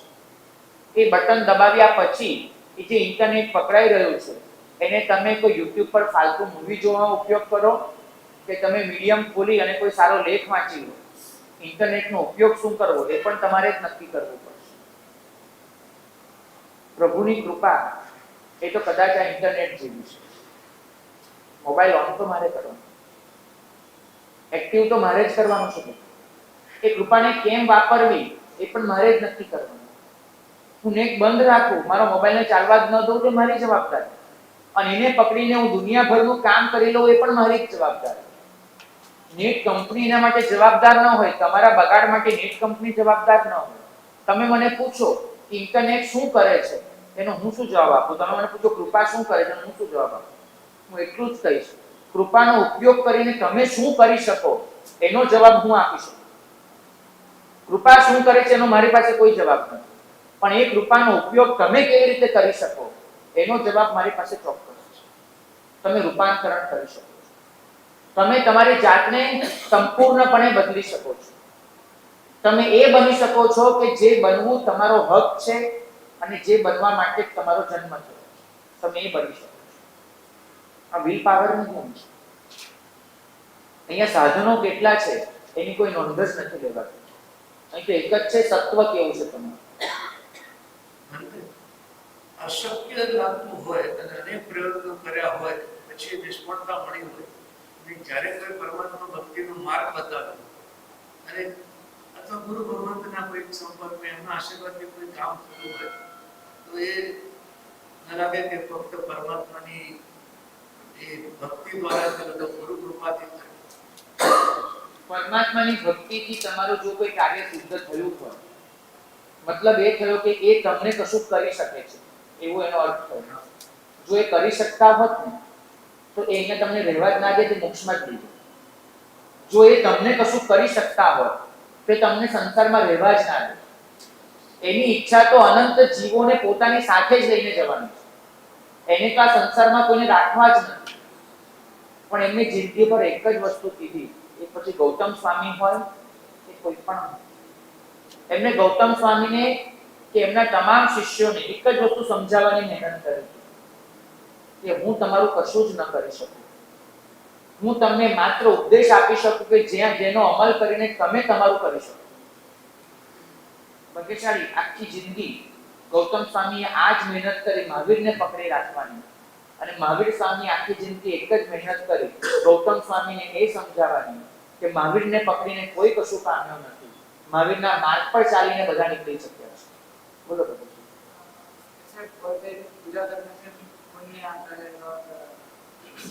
જરૂર જરૂર ભાઈ, વાત એવી છે કે ગુરુ હોય કે પરમાત્મા હોય, એ તમારી અંદર શ્રદ્ધા જગાડી શકે છે, તમારી અંદર એક આત્મવિશ્વાસ આપી શકે છે કે યુ કેન, તમે આ કરી શકો છો. એ માત્ર એટલું કરી શકે છે. બાકી મેઘ કુમાર જ્યારે પૂછવા ગયા ને પરમાત્માને કે પરમાત્મા કષ્ટો સહન નથી થતા, મારે ઘરે જતા રહેવું છે, ત્યારે પરમાત્મા એવું કરી શક્યા હોય, મેઘ કુમાર મારા પગમાં પડી જાય, તારા માથે એક હાથ ફેરવી દો, તને કશું જ નહીં થાય, કષ્ટ નહીં લાગે, તું બહુ નિરાતે બધું પાલન કરી શકીશ. પરમાત્મા એવું કર્યું છે. પરમાત્માએ તો એની અંદર વિશ્વાસ જગાડ્યો કે તું આ કરી શકે છે, આ કષ્ટોને તું સહન કરીને ઉપર ઉઠી શકે છે. પરમાત્માએ એની અંદર માત્ર ભરોસો જગાડ્યો છે.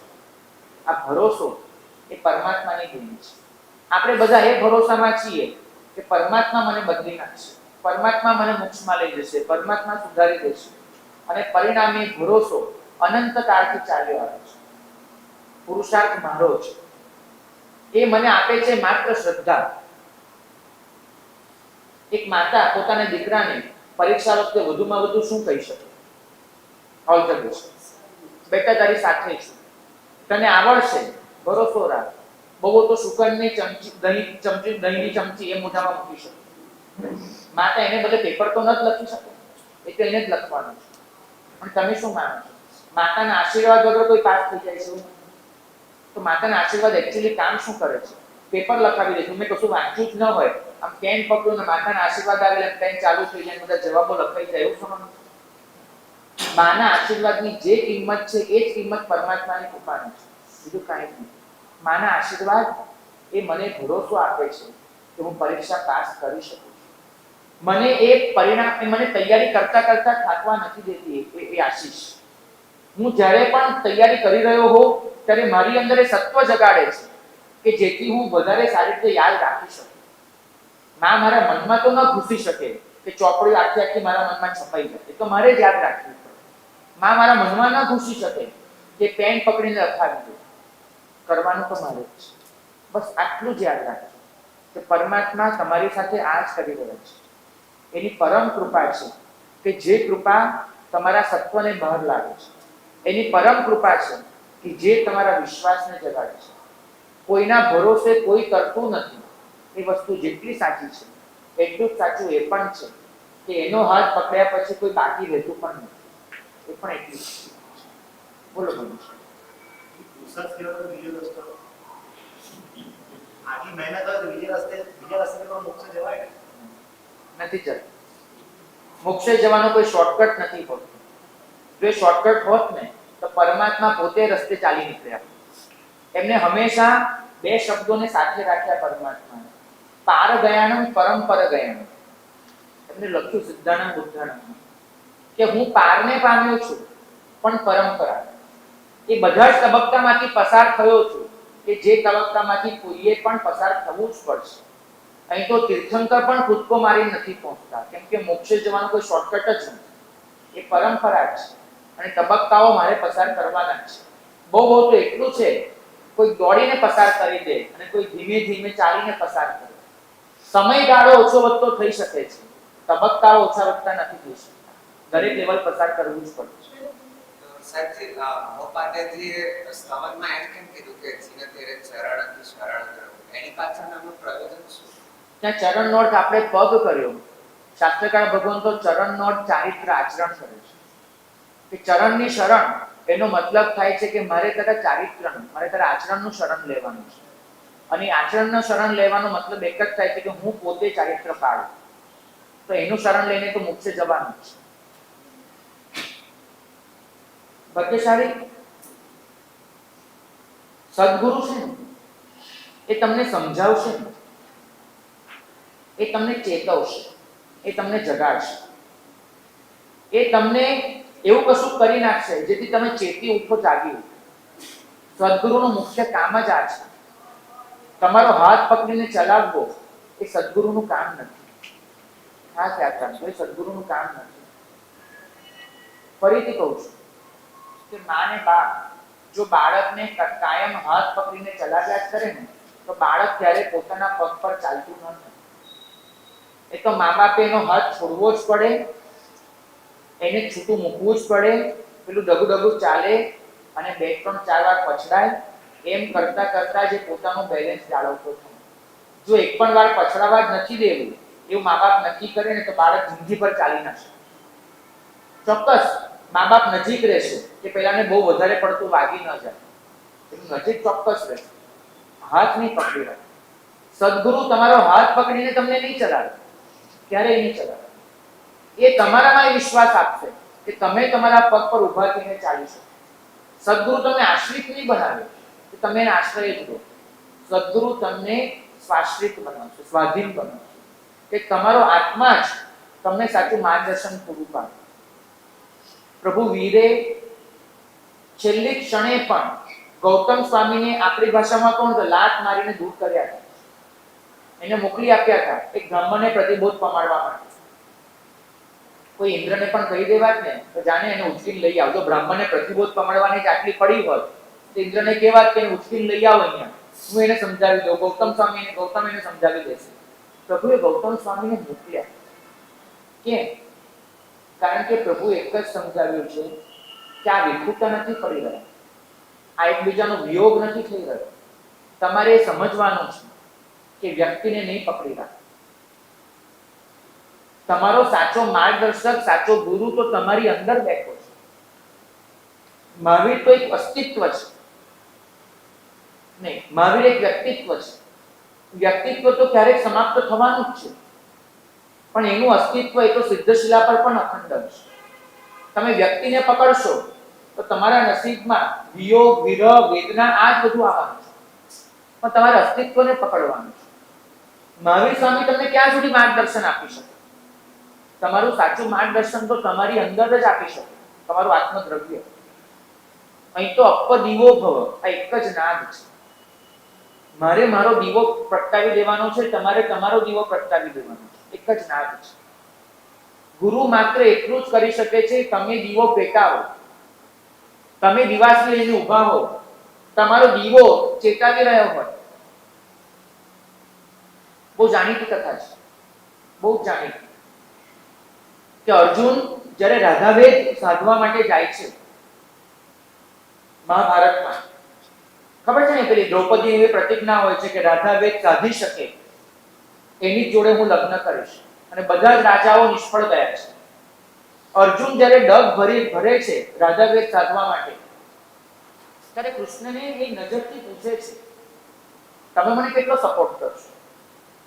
કેટલો સપોર્ટ? આટલું મોટું કામ કરવાનું જઈ રહ્યો છો, કેટલો સપોર્ટ કરશો? રાધાવેદની સમસ્યા તો ખબર છે, ઉપર પેલી પૂતળી ફૂલ સ્પીડમાં ફરતી હોય અને એની નીચે 8 ચક્ર, 4 છતા ફરે, 4 ઊંધા ફરે, અને ચક્રની વચ્ચે માત્ર એક બાણ પસાર થઈ શકેલી જગ્યા હોય. દરેક ચક્રમાં એક જ કામ, 8 ચક્રની ગતિ ભેગી થાય ત્યારે જ એમાંથી બાણ પસાર કરી દેવાનું, અને બાણ વખતે પાછી ઉપર પેલી પૂતળી એની આંખ પણ બરાબર સીધમાં આપવી જોઈએ. અને પાછું એ કે આ બધું કરવાનું ઉપર જોઈને નીચે જોઈએ. નીચે પેલો તેલનો કડાયો મૂકેલો હોય એમાં જે પ્રતિબિંબ પડતું હોય એ પ્રતિબિંબ જોઈને પેલી આંખ વીંધવાની. અર્જુને કીધું કે તમે શું કરશો? પેલા ચક્રને 8 ચક્રને એક લાઈનમાં ગોઠવી દેશો, હું જ્યારે બાણ છોડું ત્યારે? એ હું ન ગોઠવું, તો તારે નક્કી કરવાનું ત્યારે બાણ છોડવાનું. તો પેલી પૂતળીને બરાબર ત્યાં સીધમાં મૂકશો, એ મારું કામ નથી, એ તો તારે કરવાનું. તો કે હું બાણ છોડું ત્યારે બાણ સીધે સીધું જાય, આડું તેડું ન ફંટાઈ જાય, એટલું તો કામ કરશો ને? તો એ તો તારે કરવાનું, તારે બાણ છોડવાનું. તું જેવું છોડે એવું જાય. તો કે હું એકદમ સ્થિર રહું પેલા પાટિયા પર, હું હલી ન જાઉં બાણ છોડતી વખતે, મારો શ્વાસ સ્થિર એ કામ કરશો? તો કે ના, એ તો તારે તારી જે સાધના એ પ્રમાણે તું કરે. તો તમે શું કરવાના છો મારી સાથે રહીને? જો બધું જ મારે કરવાનું છે તો તમે શું કરવાના છો? તો એક કામ કરીશ કે પેલું જે પ્રતિબિંબ પડે છે ને પેલા પેલા બાઉલમાં, એ પ્રતિબિંબ હલી ન જાય. પવન આવે અને પ્રતિબિંબ હલી ન જાય એટલે ભરી આગળ મારો કાલવ ધરીને ઊભો રહીશ કે પવન પેલા પ્રતિબિંબને હલાવી ન દે. હું એટલું કામ ચોક્કસ કરીશ. ગુરુ આટલું જ કરે છે. તમે જ્યારે તમારો દીવો પેટાવતા હો ત્યારે પવનનું ઝૂકું આવી અને તમારા દીવાને બુઝાવી ન દે, તમારી નાનકડી જ્યોત એ સલામત રહે, એટલું ગુરુ આળસ બની શકે છે. ગુરુ વિશ્વાસ આપી શકે છે તમને કે તમે દીવો પેટાવી શકશો, એટલું ચોક્કસ કરી શકે છે. પણ એનાથી વધારે દીવો તો તમારે જ પેટાવવાનો, વાટ તમારે જ બનવાનું, તેલ તમારે જ પૂરવાનું, કોડિયું તમારે જ શોધવાનું. એ ગુરુનું કામ નથી, એ પરમાત્માનું કામ નથી. અહીં તો સ્વાધીન બનવાની ઘટના છે. મહાવીર સ્વામીએ તો એક જ પ્રશ્ન પૂછ્યો છે, મારો હાથ પકડીને તો મોક્ષમાં જાય એ બી પરાધીનતા જ થઈ, સ્વાધીનતા ક્યાં? તમે કોઈકનો હાથ પકડીને પહોંચ્યા એમાં સ્વાધીનતા શું? અહીં તો સંપૂર્ણ સ્વાધીનતાનો માર્ગ છે.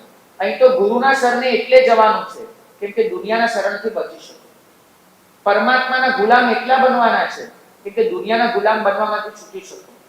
આ ત્રણ ભુવનના નાથને એટલે માલિક બનાવવાનો છે કે આખી જિંદગી બધાની માલિકી સ્વીકારવી ન પડે. આપણે રૂપાંતરણ ક્યારે કરીશું? આ રૂપાંતરણની પ્રક્રિયા છે. કોઈક તમને બચાવી લેશે, કોઈક તમને આગળ લઈ જશે, એમાંથી બહાર નીકળી. કૃપા અને કરુણા એની વાતો કરવી એટલી મધુર છે, એટલી સહેલી છે અને એટલી મનગમતી છે કે આપણને એમાં ખૂબ રસ પડે છે. મને કોઈક કહે કે તું અદબ વાળીને ચૂપચાપ બેસી રહે, ત્યારે કાંઈ નથી કરવાનું, ઉપરથી ક્રેન આવશે અને તને માથેથી પકડીને ખાડામાંથી બહાર કાઢી નાખશે, મને બહુ મજા આવશે. પણ મને કોઈ કહે કે ના ભાઈ, તને જો રસ્તો દેખાડો કે અહીંયા છે ને વચ્ચે વચ્ચે આવા ખાંચા છે, ધીમે ધીમે એ ખાંચા પકડી પકડીને ઉપર ચડ, ક્યાંક પડી જઈશ પાછળ પણ તો તારું બેલેન્સ રહેશે. તને ખાંચા દેખાડો, ચડ, થોડું છોલાઈશ, થોડું ઘસાશે, થોડું શ્વાસ ભરાઈ જશે, થોડી તકલીફ પણ પડશે, ક્યાંક કમર દુખશે, ક્યાંક કૂદકો મારીને ચડવું પડશે, પણ એમ કરતા કરતા તું બહાર નીકળી શકીશ. નીકળવાનું તારે છે. તો મને સાચું કહો, પેલું ટ્રેન આવીને ઉચકી લે એ ઘટના ગમે કે હવે તે ખાંચામાં હાથ પકડી પકડીને ચડવાની ઘટના ગમે? કઈ ગમે? કઈ ગમે તમને? પહેલી ગમે ને. એટલે એ ઝેર પીવડાવ્યું છે તમને, એ કૃપા ને કરુણા. એક ટ્રેન આવશે, માથેથી પકડશે ને ઉચકીને બહાર કાઢી નાખશે. પેલા ખાંચા નજરે દેખાય છે પણ ચડવાનું મન નથી થતું. કોણ હાથ છોડે? કોણ એટલું ડગલું ભરે? એને બદલે સારું છે કે ટ્રેન વાળાને પૈસા આપી દો, પ્રભુ આગળ ફળ નૈવેદ્ય મૂકી દઉં, લે ભાઈ ઉચકી લે મને. નહીં બને. આ પૂજાનું શાસન જ નથી. અરે મારે સાચું, 1500 તાપસને ગૌતમ સ્વામીએ કયા ખાંચા બતાવ્યા એ પ્રશ્ન છે. મૂળ વાત એ છે કે કેટલાકના જીવનમાં પૂર્વભવની સાધના એવી હોય છે કે પૂર્વભવની સાધનાના પરિણામે આ ભવમાં એક નાનકડું નિમિત્ત એમને જડી જાય છે અને એનાથી એનું કલ્યાણ થઈ જાય છે. કેમ કે એમને એટલું જ બાકી રાખ્યું હોય છે, એક છેલ્લો હથોડો અને પૂરું. આપણને કેટલી વાર થાય કે ભરત મહારાજને એક વીંટી પડી ગઈ ને કેવળ જ્ઞાન, અરે રોજે અરીસા સામે ઉભો રહો ને બધી વીંટી શું બધું જ ફેંકી દઉં, નથી થવાનું. કેમ કે ભરત મહારાજાએ પૂર્વ ભવમાં એ બાહુ સુબાહુના ભવમાં જે સાધના કરી હતી એ હજુ મેં નથી કરી, મારે બાકી છે. તો આપણને છેલ્લા ભવોની આ ઘટના એવી દેખાય છે કે પૂર્વ ભવોની ઘટના એ વિસરાઈ ગઈ છે. 1500 તાપસોની ઘટના ને ચમત્કારના રૂપમાં જ લેવી પડશે. આવી તમામ ઘટનાઓને જ્યાં સીધી સિદ્ધિ દેખાય છે, સાધના નથી દેખાતી, ત્યાં પૂર્વ ભવની સાધના છે એ જ માનવું પડે છે. કદાચ એવું પણ બને કે મારી આ ભવની સાધના એટલી પ્રબળ હોય કે આવતા ભવમાં એક સહજ નિમિત્ત એ મને કેવળ જ્ઞાન પમાડી દે. આ ખાંચા પર તો ચડવું તો પડશે, એની કોઈ ના નથી. તો ખાંચા પર ચડીએ ત્યારે ગુરુ તત્વ આપણી સાથે જે કરતું હોય છે, આપણા પર જે પ્રકારની કૃપા વરસાવતું હોય છે, એનું ગીત આપણે સાંભળ્યું.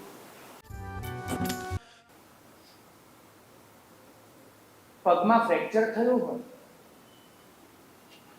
15 દિવસનો ખાટલો હતો. પછી ડોક્ટર ધીમે ધીમે ચાલવાની છૂટ આપી. પણ ખાસ કે સીધા ચાલતા નહીં, વોકર રાખજો, એ લઈને ચાલજો. ક્યારેક લાકડી પકડાવે, ક્યારેક વોકર પકડાવે.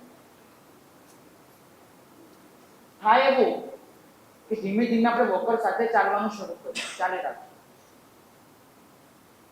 પણ એક સમય એવો આવે કે વોકર વગર પણ ચાલી શકાય છે. એ આપણો ભરોસો છૂટી જાય.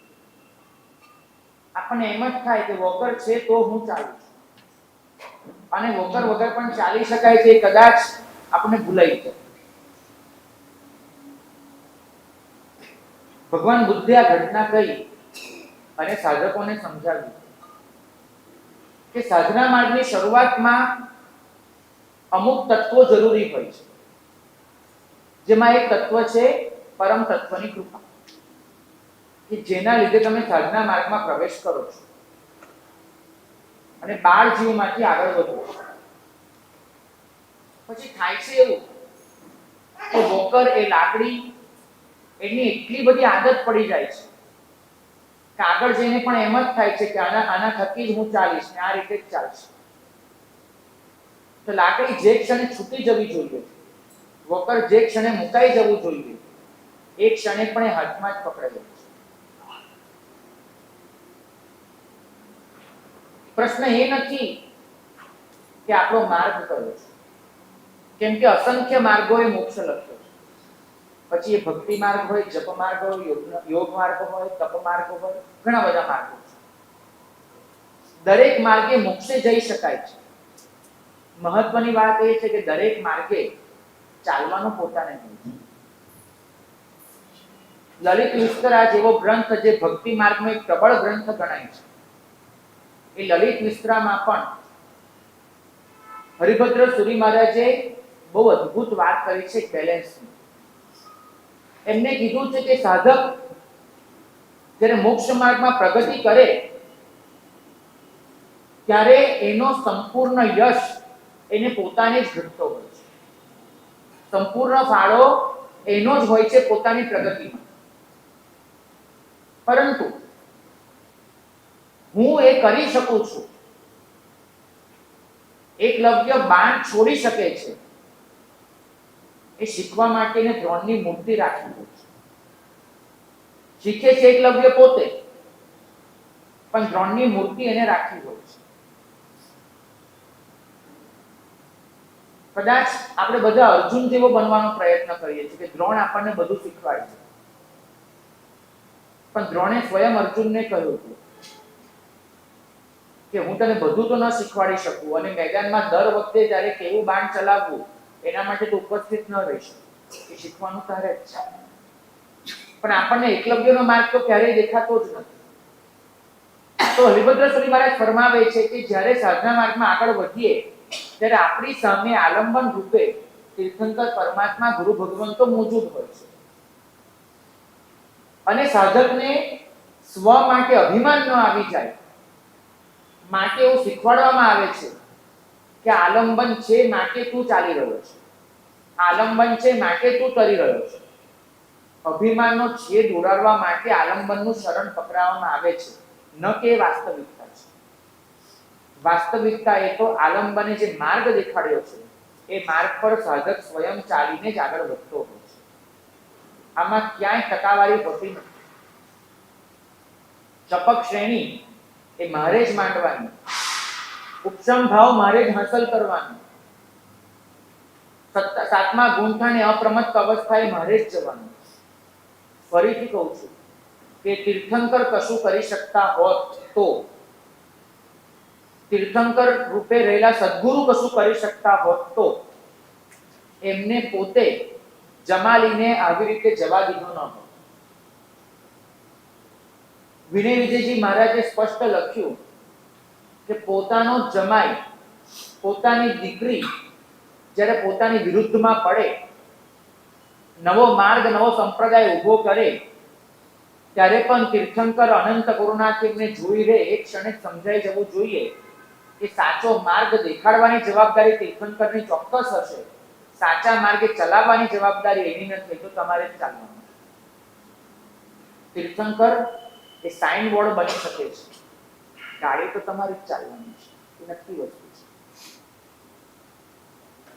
તમારી ભક્તિ એનાથી કલ્યાણ ક્યારેય ન થશે. ભક્તિ તમને જો આત્મવિશ્વાસ આપે અને આત્મવિશ્વાસના સહારે તમે પ્રગતિ કરો તો જ તમે કરી શકવાના છો. રાજા શ્રેણી જેના ચિત્તમાં અપાર ભક્તિ હતી એના માટે પણ લખવામાં આવ્યું છે કે એની ભક્તિ એને નરકમાંથી બચાવી નથી શકતી, એ તો એની વીરતી જ એને બચાવી શકે. અને સ્વયં પરમાત્મા એમને સૈનિકને ફરમાવ્યું પુણ્ય શાવક પાસે જવાનું. પરમાત્માએ સૈનિકને જ્યારે કહ્યું કે પુણ્ય શાવકના એક સામાયિકનું ફળ લઈ આવ તો તું તરી જઈશ, નરકમાંથી બચી જઈશ. તે પરમાત્મા પોતે પણ જાણે છે, એમને પોતે જ અનંત વખત કીધેલું છે અનંત તીર્થંકરોએ કે મારી આરાધના તમને ખપ ન લાગે, તમારી મને ખપ ન લાગે, બરાબર? અને છતાં એમ કે એક સામાયિકનું પુણ્ય લઈ આવ. તો આવો મિથ્યા ચાસ આપે ખરા પરમાત્મા, જે શક્ય જ નથી, જે થવાનું જ નથી, એવું પરમાત્મા શા માટે દેખાડે? એક ક્ષણે પરમાત્મા એક જ બોધ કરાવવા માંગે છે કે શ્રેણી બચવું હશે તો તારે જ કશું કરવું પડે, ભક્તિ તને બચાવી નથી. આપણને લાકડી એટલી ગમી ગઈ છે કે લાકડી વગર ચાલવું એ કદાચ આપણને ફાવતું જ નથી. હું એમ નથી કહેતો કે પરમાત્માની પૂજા કરવાનું છોડી દો, હું એમ નથી કહેતો. હું તમને એટલું જ કહું છું કે પૂજા કરીને તરી જશો એવી માન્યતામાં ન રહો. પૂજા કરીને તમારે તમારો વિલ પાવર જ બહાર લાવવાનો છે, તમારું સત્વ જ વિકસાવવાનું છે અને તમારે જ આ માર્ગે ચાલવાનું છે. સદગુરુની સેવા કરવાનું છોડી દો એમ નથી કહેતો, પણ એમ સેવા કરતા નક્કી માનજો કે સેવા તમારું કલ્યાણ નહીં કરે. સેવા કરતા કરતા સદગુરુના સાનિધ્યમાં જે સદબોધ થશે, એમની આજ્ઞાનું જે પાલન થશે, એનાથી તમે કરવાનું છે. સદગુરુ તમારું કલ્યાણ ન કરી શકે, સદગુરુના વચન તમારું કલ્યાણ કરે. પરમાત્મા તમારું કલ્યાણ ન કરી શકે, પરમાત્માની આજ્ઞા તમારું કલ્યાણ કરે. આ ફરક સમજવાની મહેનત કરજો. આપણે હંમેશા વ્યક્તિને પકડ્યા છે અને પરિણામ એ આવ્યું છે કે વ્યક્તિના સહારે તરી જઈશું એવો ભાવ રાખ્યો છે. ગુરુ તારી ન શકે, પરમાત્મા બચાવી ન શકે. તારે તો ગુરુના વચન, તારે તો પરમ તારકની આજ્ઞા, એ સિવાય કોઈ રસ્તો નથી. પુરુષાર્થ એનો જો કોઈ વિકલ્પ હોત તો આ મહાવીર સ્વામી અનંત જીવોને તારી દીધા હોત, પણ પુરુષાર્થનો ક્યારેય વિકલ્પ નહોતો, ક્યારે પણ નહીં. માટે જ એમને દરેક જીવને પુરુષાર્થ શીખવાડવો પડે છે. આપણે જીવનમાં કયો પુરુષાર્થ કરી શકીએ એના પર થોડો વિચાર કરીએ. તટસ્થતા, સાક્ષી ભાવ એ સૌથી મોટો પુરુષાર્થ છે. આપણા જીવનમાં સહજ સ્વીકાર જેવું કદાચ કશું જ નથી બચ્યું, કશું જ. દરેક વસ્તુ મારા ચિત્તમાં પ્રવેશ પામે છે ત્યારે બે ખાનામાંથી એક ખાનામાં જ મુકાય છે. સારું ખરાબ, સબળું નબળું, ઉચ્ચ નીચ, રતિ અરતિ, ગમે ન ગમે, ફાવે ન ફાવે, ભાવે ન ભાવે, આ બધા દ્વંદ્વોની વચ્ચે જ હું જીવતો રહું છું. સંઘર્ષથી વિરામ નથી, તટસ્થતા નથી. જે બદલી નથી શકાવાનું એનો પણ સ્વસ્થતાથી સ્વીકાર નથી. તો તમારો પહેલો પુરુષાર્થ એ હોઈ શકે કે તમે સાક્ષી ભાવમાં દાખલ. સાક્ષી ભાવ બિલકુલ અઘરો નથી, કેમ કે તમારા જીવનમાં સહજ રીતે સાક્ષી ભાવ છે. તમારા જીવનમાં સહજ રીતે જ બાજુવાળાનો છોકરો દોડતો દોડતો પડી જાય અને એની માં એને સાચવી લે, તમે આ ઘટનાને સંપૂર્ણ સાક્ષી ભાવથી જ જોતા હો છો. સંપૂર્ણ સાક્ષી ભાવ. સવાલ એટલો આવે છે કે એ છોકરો જો આપણો બની જાય તો સાક્ષી ભાવ ફૂટી જાય છે. તમારે તમારા કોઈ પણ કર્તવ્યમાંથી ચૂકવાનું નથી, પણ કર્તવ્યને કર્તવ્ય રૂપમાં જોવાનું છે. જ્યારે હરિભદ્ર સુરી મહારાજ ફરમાવે છે કે સવ્વે જીવા પૂઢો પૂઢો મમત્તમ બંધ કારણ, ત્યારે એટલું જ સમજાવે છે કે તમારા સ્વજનોનું પાલન પણ કર્મ નિદ્રાનું કારણ બની શકે છે જો મમત્વ ન હોય તો. હું તમને પૂછું, ભાગ્યશાળી, તમે કોઈકને તમારા પૈસે જમાડો, એનાથી કર્મ નિદ્રા થાય કે ન થાય? તમે કોઈ વ્યક્તિને તમારા પૈસે જમાડી, એનાથી કર્મ નિદ્રા થાય કે ન થાય? આપણે એને કર્મ નિદ્રાનું કારણ ગણીશું, અનુકંપા અને બધાને. પણ એ વ્યક્તિ તમારી પત્ની હોય તો તમને કર્મ નિદ્રા થાય કે ન થાય? તો આપણને એમ થશે ન થાય. બિલકુલ નહીં. સામેવાળો જીવ પત્ની છે કે પત્ની સિવાયની સ્ત્રી છે, એનાથી કોઈ ફરક નહીં પડે કર્મ નિદ્રાનો. ફરક ક્યાં પડશે કે સામેવાળાને તમે જમાડો છો એ કર્તવ્ય બુદ્ધિ છે કે મમત્વ બુદ્ધિ છે? કર્તવ્ય બુદ્ધિથી થતો તમામ વ્યવહાર કર્મ નિદ્રાનું કારણ છે. મમત્વ ભાવથી થતો તમામ વ્યવહાર કર્મ બંધનું કારણ છે. સાક્ષી ભાવ એ રાગ દ્વેષ એનો છેદ ઉડાડવાનો છે. તમે જે પણ કરો એ કર્તવ્ય બુદ્ધિથી કરી દો અને પરિણામ એ આવશે કે તમે જે આટલી મથામણ કરો છો, ભાજવાની, લડવાની, અથડાવવાની, એ બધી મથામણ તમારી આપોઆપ શમી જશે. એક વૃક્ષ પરથી સૂકું પાંદડું જેટલી સહજતાથી ખરી પડે એટલી સહજતાથી તમારા ચિત્તમાંથી આ બધું ખરી પડશે. તો પહેલો પુરુષાર્થ છે સાક્ષી ભાવ, તટસ્થતા. બીજો પુરુષાર્થ છે વધારે સારું કશુંક શોધી લે. આપણને બધાને જેટલા પણ દોષો નડે છે સાધના માર્ગમાં, એ દોષો માટે આપણે એટલો અફસોસનો ભાવ અનુભવીએ છીએ. પરિણામ એ આવે છે કે વધારે ને વધારે દોષોની નજીક પહોંચી જઈએ છીએ. ખાસ માર્ક કરજો કે જે જીવ વાસનાથી છૂટવાની ઘણી વધારે વાતો કરતો હશે, એ જીવ સૌથી વધારે વાસનાગ્રસ્ત હશે. આ નક્કી છે. કારણ કે તમે જેનાથી છૂટવા માટે તરફડિયા મારો છો, તમારું ધ્યાન વધારે એના તરફ જ કેન્દ્રિત થાય છે. એના તરફ જ કેન્દ્રિત થાય. વાસનાથી છૂટવાનો સારો રસ્તો એ છે કે જે સૌંદર્ય તમને આકર્ષી રહ્યું છે એનાથી વધારે સારું સૌંદર્ય શોધવું. તમને તમારા આત્મામાં જે સૌંદર્ય જળશે, તમને પરમાત્મા તત્વમાં એ સૌંદર્ય જળશે. તમને જે પણ આકર્ષે છે એનાથી વધારે સારું શોધવા માંડો અને વધારે સારું, વધારે સારું, વધારે સારું. એ કરતા છેલ્લે એક દિવસ તમને સૌથી સારું તમારા આત્મદ્રવ્યમાં જ જળવાનું છે. સ્વયંની સ્મૃતિ એ જાગૃતિ છે, સ્વયંની વિસ્મૃતિ એ નિદ્રા છે. આપણે આ નિદ્રામાંથી બચવાનું. કંઈ પણ કરો એમાં હું આત્મા છું, આ બોધને અખંડિત રાખ. અખંડિત બોધ ન હોવો એનો પરિણામ એ આવે છે કે કામ કરતા કરતા અંદર લેપાઈ જઈએ. ભલે બોલીને પણ ટેવ પાડો. હા, કોઈને વાગે એવી રીતે નહીં. મારી પાસે એક ભાઈ આવ્યા હતા, મને કીધું કે રમેશભાઈ આજે પડી ગયા, એમને ઘણું વાગ્યું, એમના ચિત્તમાં સંતાપ છે, તો શું કરી શકાય? એટલે મેં કીધું હું રમેશભાઈને ઓળખતો નથી. મને કે તમારી સામે છે એનું નામ રમેશભાઈ છે. મેં કીધું આટલું બધું તો અઘરું ન કરો મારા માટે, આટલી હદે તો ન જાઓ. કહેવાનું એટલું છે કે કોઈને હેરાનગતિ માટે નહીં, પણ પોતાની જાત માટે આ પ્રયોગ કરવા જોઈએ. સતત પોતાનું આ જેટલું પણ છે શરીર વગેરે, એના ત્રીજા પુરુષમાં જોવાની મહેનત કરો. થર્ડ પર્સન થાય છે. બધે જે હું જોડાય છે, જેટલી વખત પૌદ્ગલિક ભાવો સાથે હું જોડાય, એટલી વખત એક હથોડો મારવાનો પ્રયત્ન કરો કે ના, હા હું નથી. આ તમારો જે હથોડો છે એ ટીપાતા ટીપાતા એક દિવસ તમારો આ દેહ સાથેનો જે અભેદભાવ છે ને છૂટી જશે. આ દેહાધ્યાસ તમારો જતો રહેશે. પણ એ માટે તમારે ભૂંટવું પડશે. એ સહજ રીતે આવી જશે એવું નહીં બને. તમારે મહેનત ચાલુ રાખવી પડે, પ્રેક્ટિસ કરવી પડે, અને થાક્યા વગરની પ્રેક્ટિસ.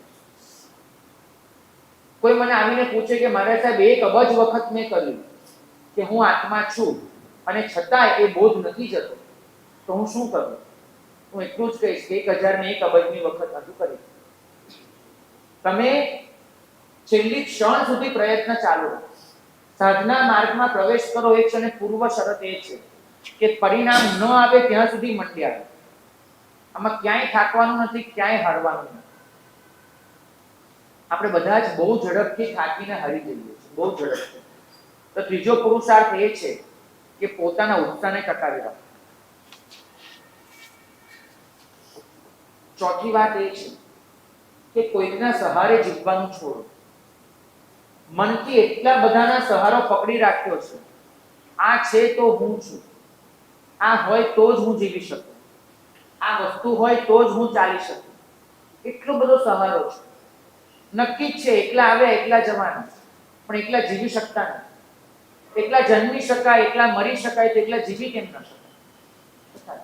એમ નથી કહેતો કે ઘર છોડીને ભાગી જાવ, બિલકુલ નહીં. ગિરનારમાં એટલી બધી ગુફાઓ નથી કે દરેકને એક એક ગુફા આપું તો એટલી બધી નથી. રહેવાનું તો સાથે જ છે, પણ સાથે રહીને પણ મનથી જે બીજાનો સહારો છે એને છોડી દો. કારણ કે આ દુનિયાની એ તાકાત જ નથી કે તમારા સહારાને જાળવી શકે. આ બહુ નબળી લાકડી છે, તૂટવાની જ છે. અને જે ક્ષણે તૂટશે એ ક્ષણે તમે તૂટી જશો. માટે બહુ સારું છે કે કોઈના સહારે ન રહે. આપણને હંમેશા કેવું હોય છે, તમે જોજો, વાત કરવા ઊભા પણ રહીએ ને દિવાલના ટેકે ઊભા રહીશું. કોઈનો ટેકો લઈ લેવો. આ અચાનક આપણે ચાલતા હોય ગળથોલિયું ખાઈએ ને તો હાથ પકડીને કશું પકડવાનો પ્રયત્ન કરીશું. કોઈકના સહારે જ ટકી શકાય, કોઈકના સહારે જ બચી શકાય, એ ભાવના એટલી ઘૂંટાઈ ગઈ છે કે પોતાના પગ પર પણ ઊભું રહી શકાય એ સત્ય સાધના માર્ગમાં પણ યાદ નથી. તો બહુ મહત્વની શરત છે કે કોઈનો સહારો પકડવાને બદલે જાતને મિત્ર ગણીને જાતના સહારે યાત્રાને શરૂ કરો. પાંચમી વસ્તુ છે અભિપ્રાયોની ગાંઠ નહીં બનવી. આપણી પાસે ઘણો બધો ડેટા એવો આવતો હોય છે જે કોઈકના મનના વિચારો હોય છે, અને સાંભળી સાંભળીને આપણે કોઈક વ્યક્તિ માટે મનમાં એવી ધારણા બાંધી લઈએ છીએ. એકચ્યુઅલી આપણે જોયું નથી હોતું, એકચ્યુઅલી આપણે એ અનુભવ્યું પણ નથી હોતું. અમને ખબર છે એક ઉપાશ્રયમાં અમે ગયા હતા, 2-3 જણા આવ્યા. મને તો શ્રાવક આવે ને તો સાચવજો, એટલે ઉપાશ્રયમાં તમારી જે ગુરુ પૂજનની થાળી હોય ને એમાં જે પૈસા ચોરી જવાની ટેવ છે. મેં ત્રણેયને કહ્યું, પૂછ્યું કે તમે વ્યક્તિને ચોરતા ક્યારે જોયો? તો કે ના અમે નથી જોયું, અમે એવું સાંભળ્યું છે. તમે સમજજો. તો કદાચ એ 3 જણે મને આવીને કીધું એટલે હું ચોથો બની ગયો કે હું પણ એવું કરું. તો આપણા ઘણા બધા મનના વિચારો, આપણે ઘણી બધી ધારણાઓ એ કોઈકે આપેલો અભિપ્રાય છે જે આજે આપણો અભિપ્રાય બની ગયો છે.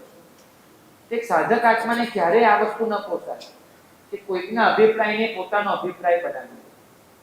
એને તો એક જ વસ્તુ સમજવી પડે કે સમય બદલાય એમ પડછાયા બદલાય. માણસ એવો ને એવો રહે છે. સવારે 7 વાગે જુઓ તો એનો પડછાયો જુદો, 10 વાગે જુઓ તો પડછાયો જુદો, બપોરે 2 વાગે પડછાયો જુદો, સાંજે 6 વાગે જુદો, અને રાત્રે તો પડછાયો જ ન જડે. માણસ એવો ને એવો રહે અને પડછાયા બદલાય એવું તો તમે માનો છો ને? પાક્કું માનો છો? તો માણસ એવો ને એવો રહે અને એના ગુણધર્મો ન બદલાય એવું કોઈ લખી આપ્યું છે? પણ આપણા મનમાં હંમેશા ભૂતકાળની એટલી મોટી છાપ પડી જાય છે કે કોઈકના નામ સામે આપણે ચોકડી બહુ સરળતાથી મૂકી દઈએ છીએ. માણસને સારા થવાની તક આપો. તમારી કૃપા, તમારી પ્રાર્થના એટલી જ હોવી જોઈએ કે કોઈ બાકાત નહીં.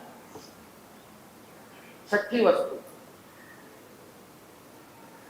આદિમાનવના રસ્તે ન ચાલો. આદિમાનવનો રસ્તો એ હતો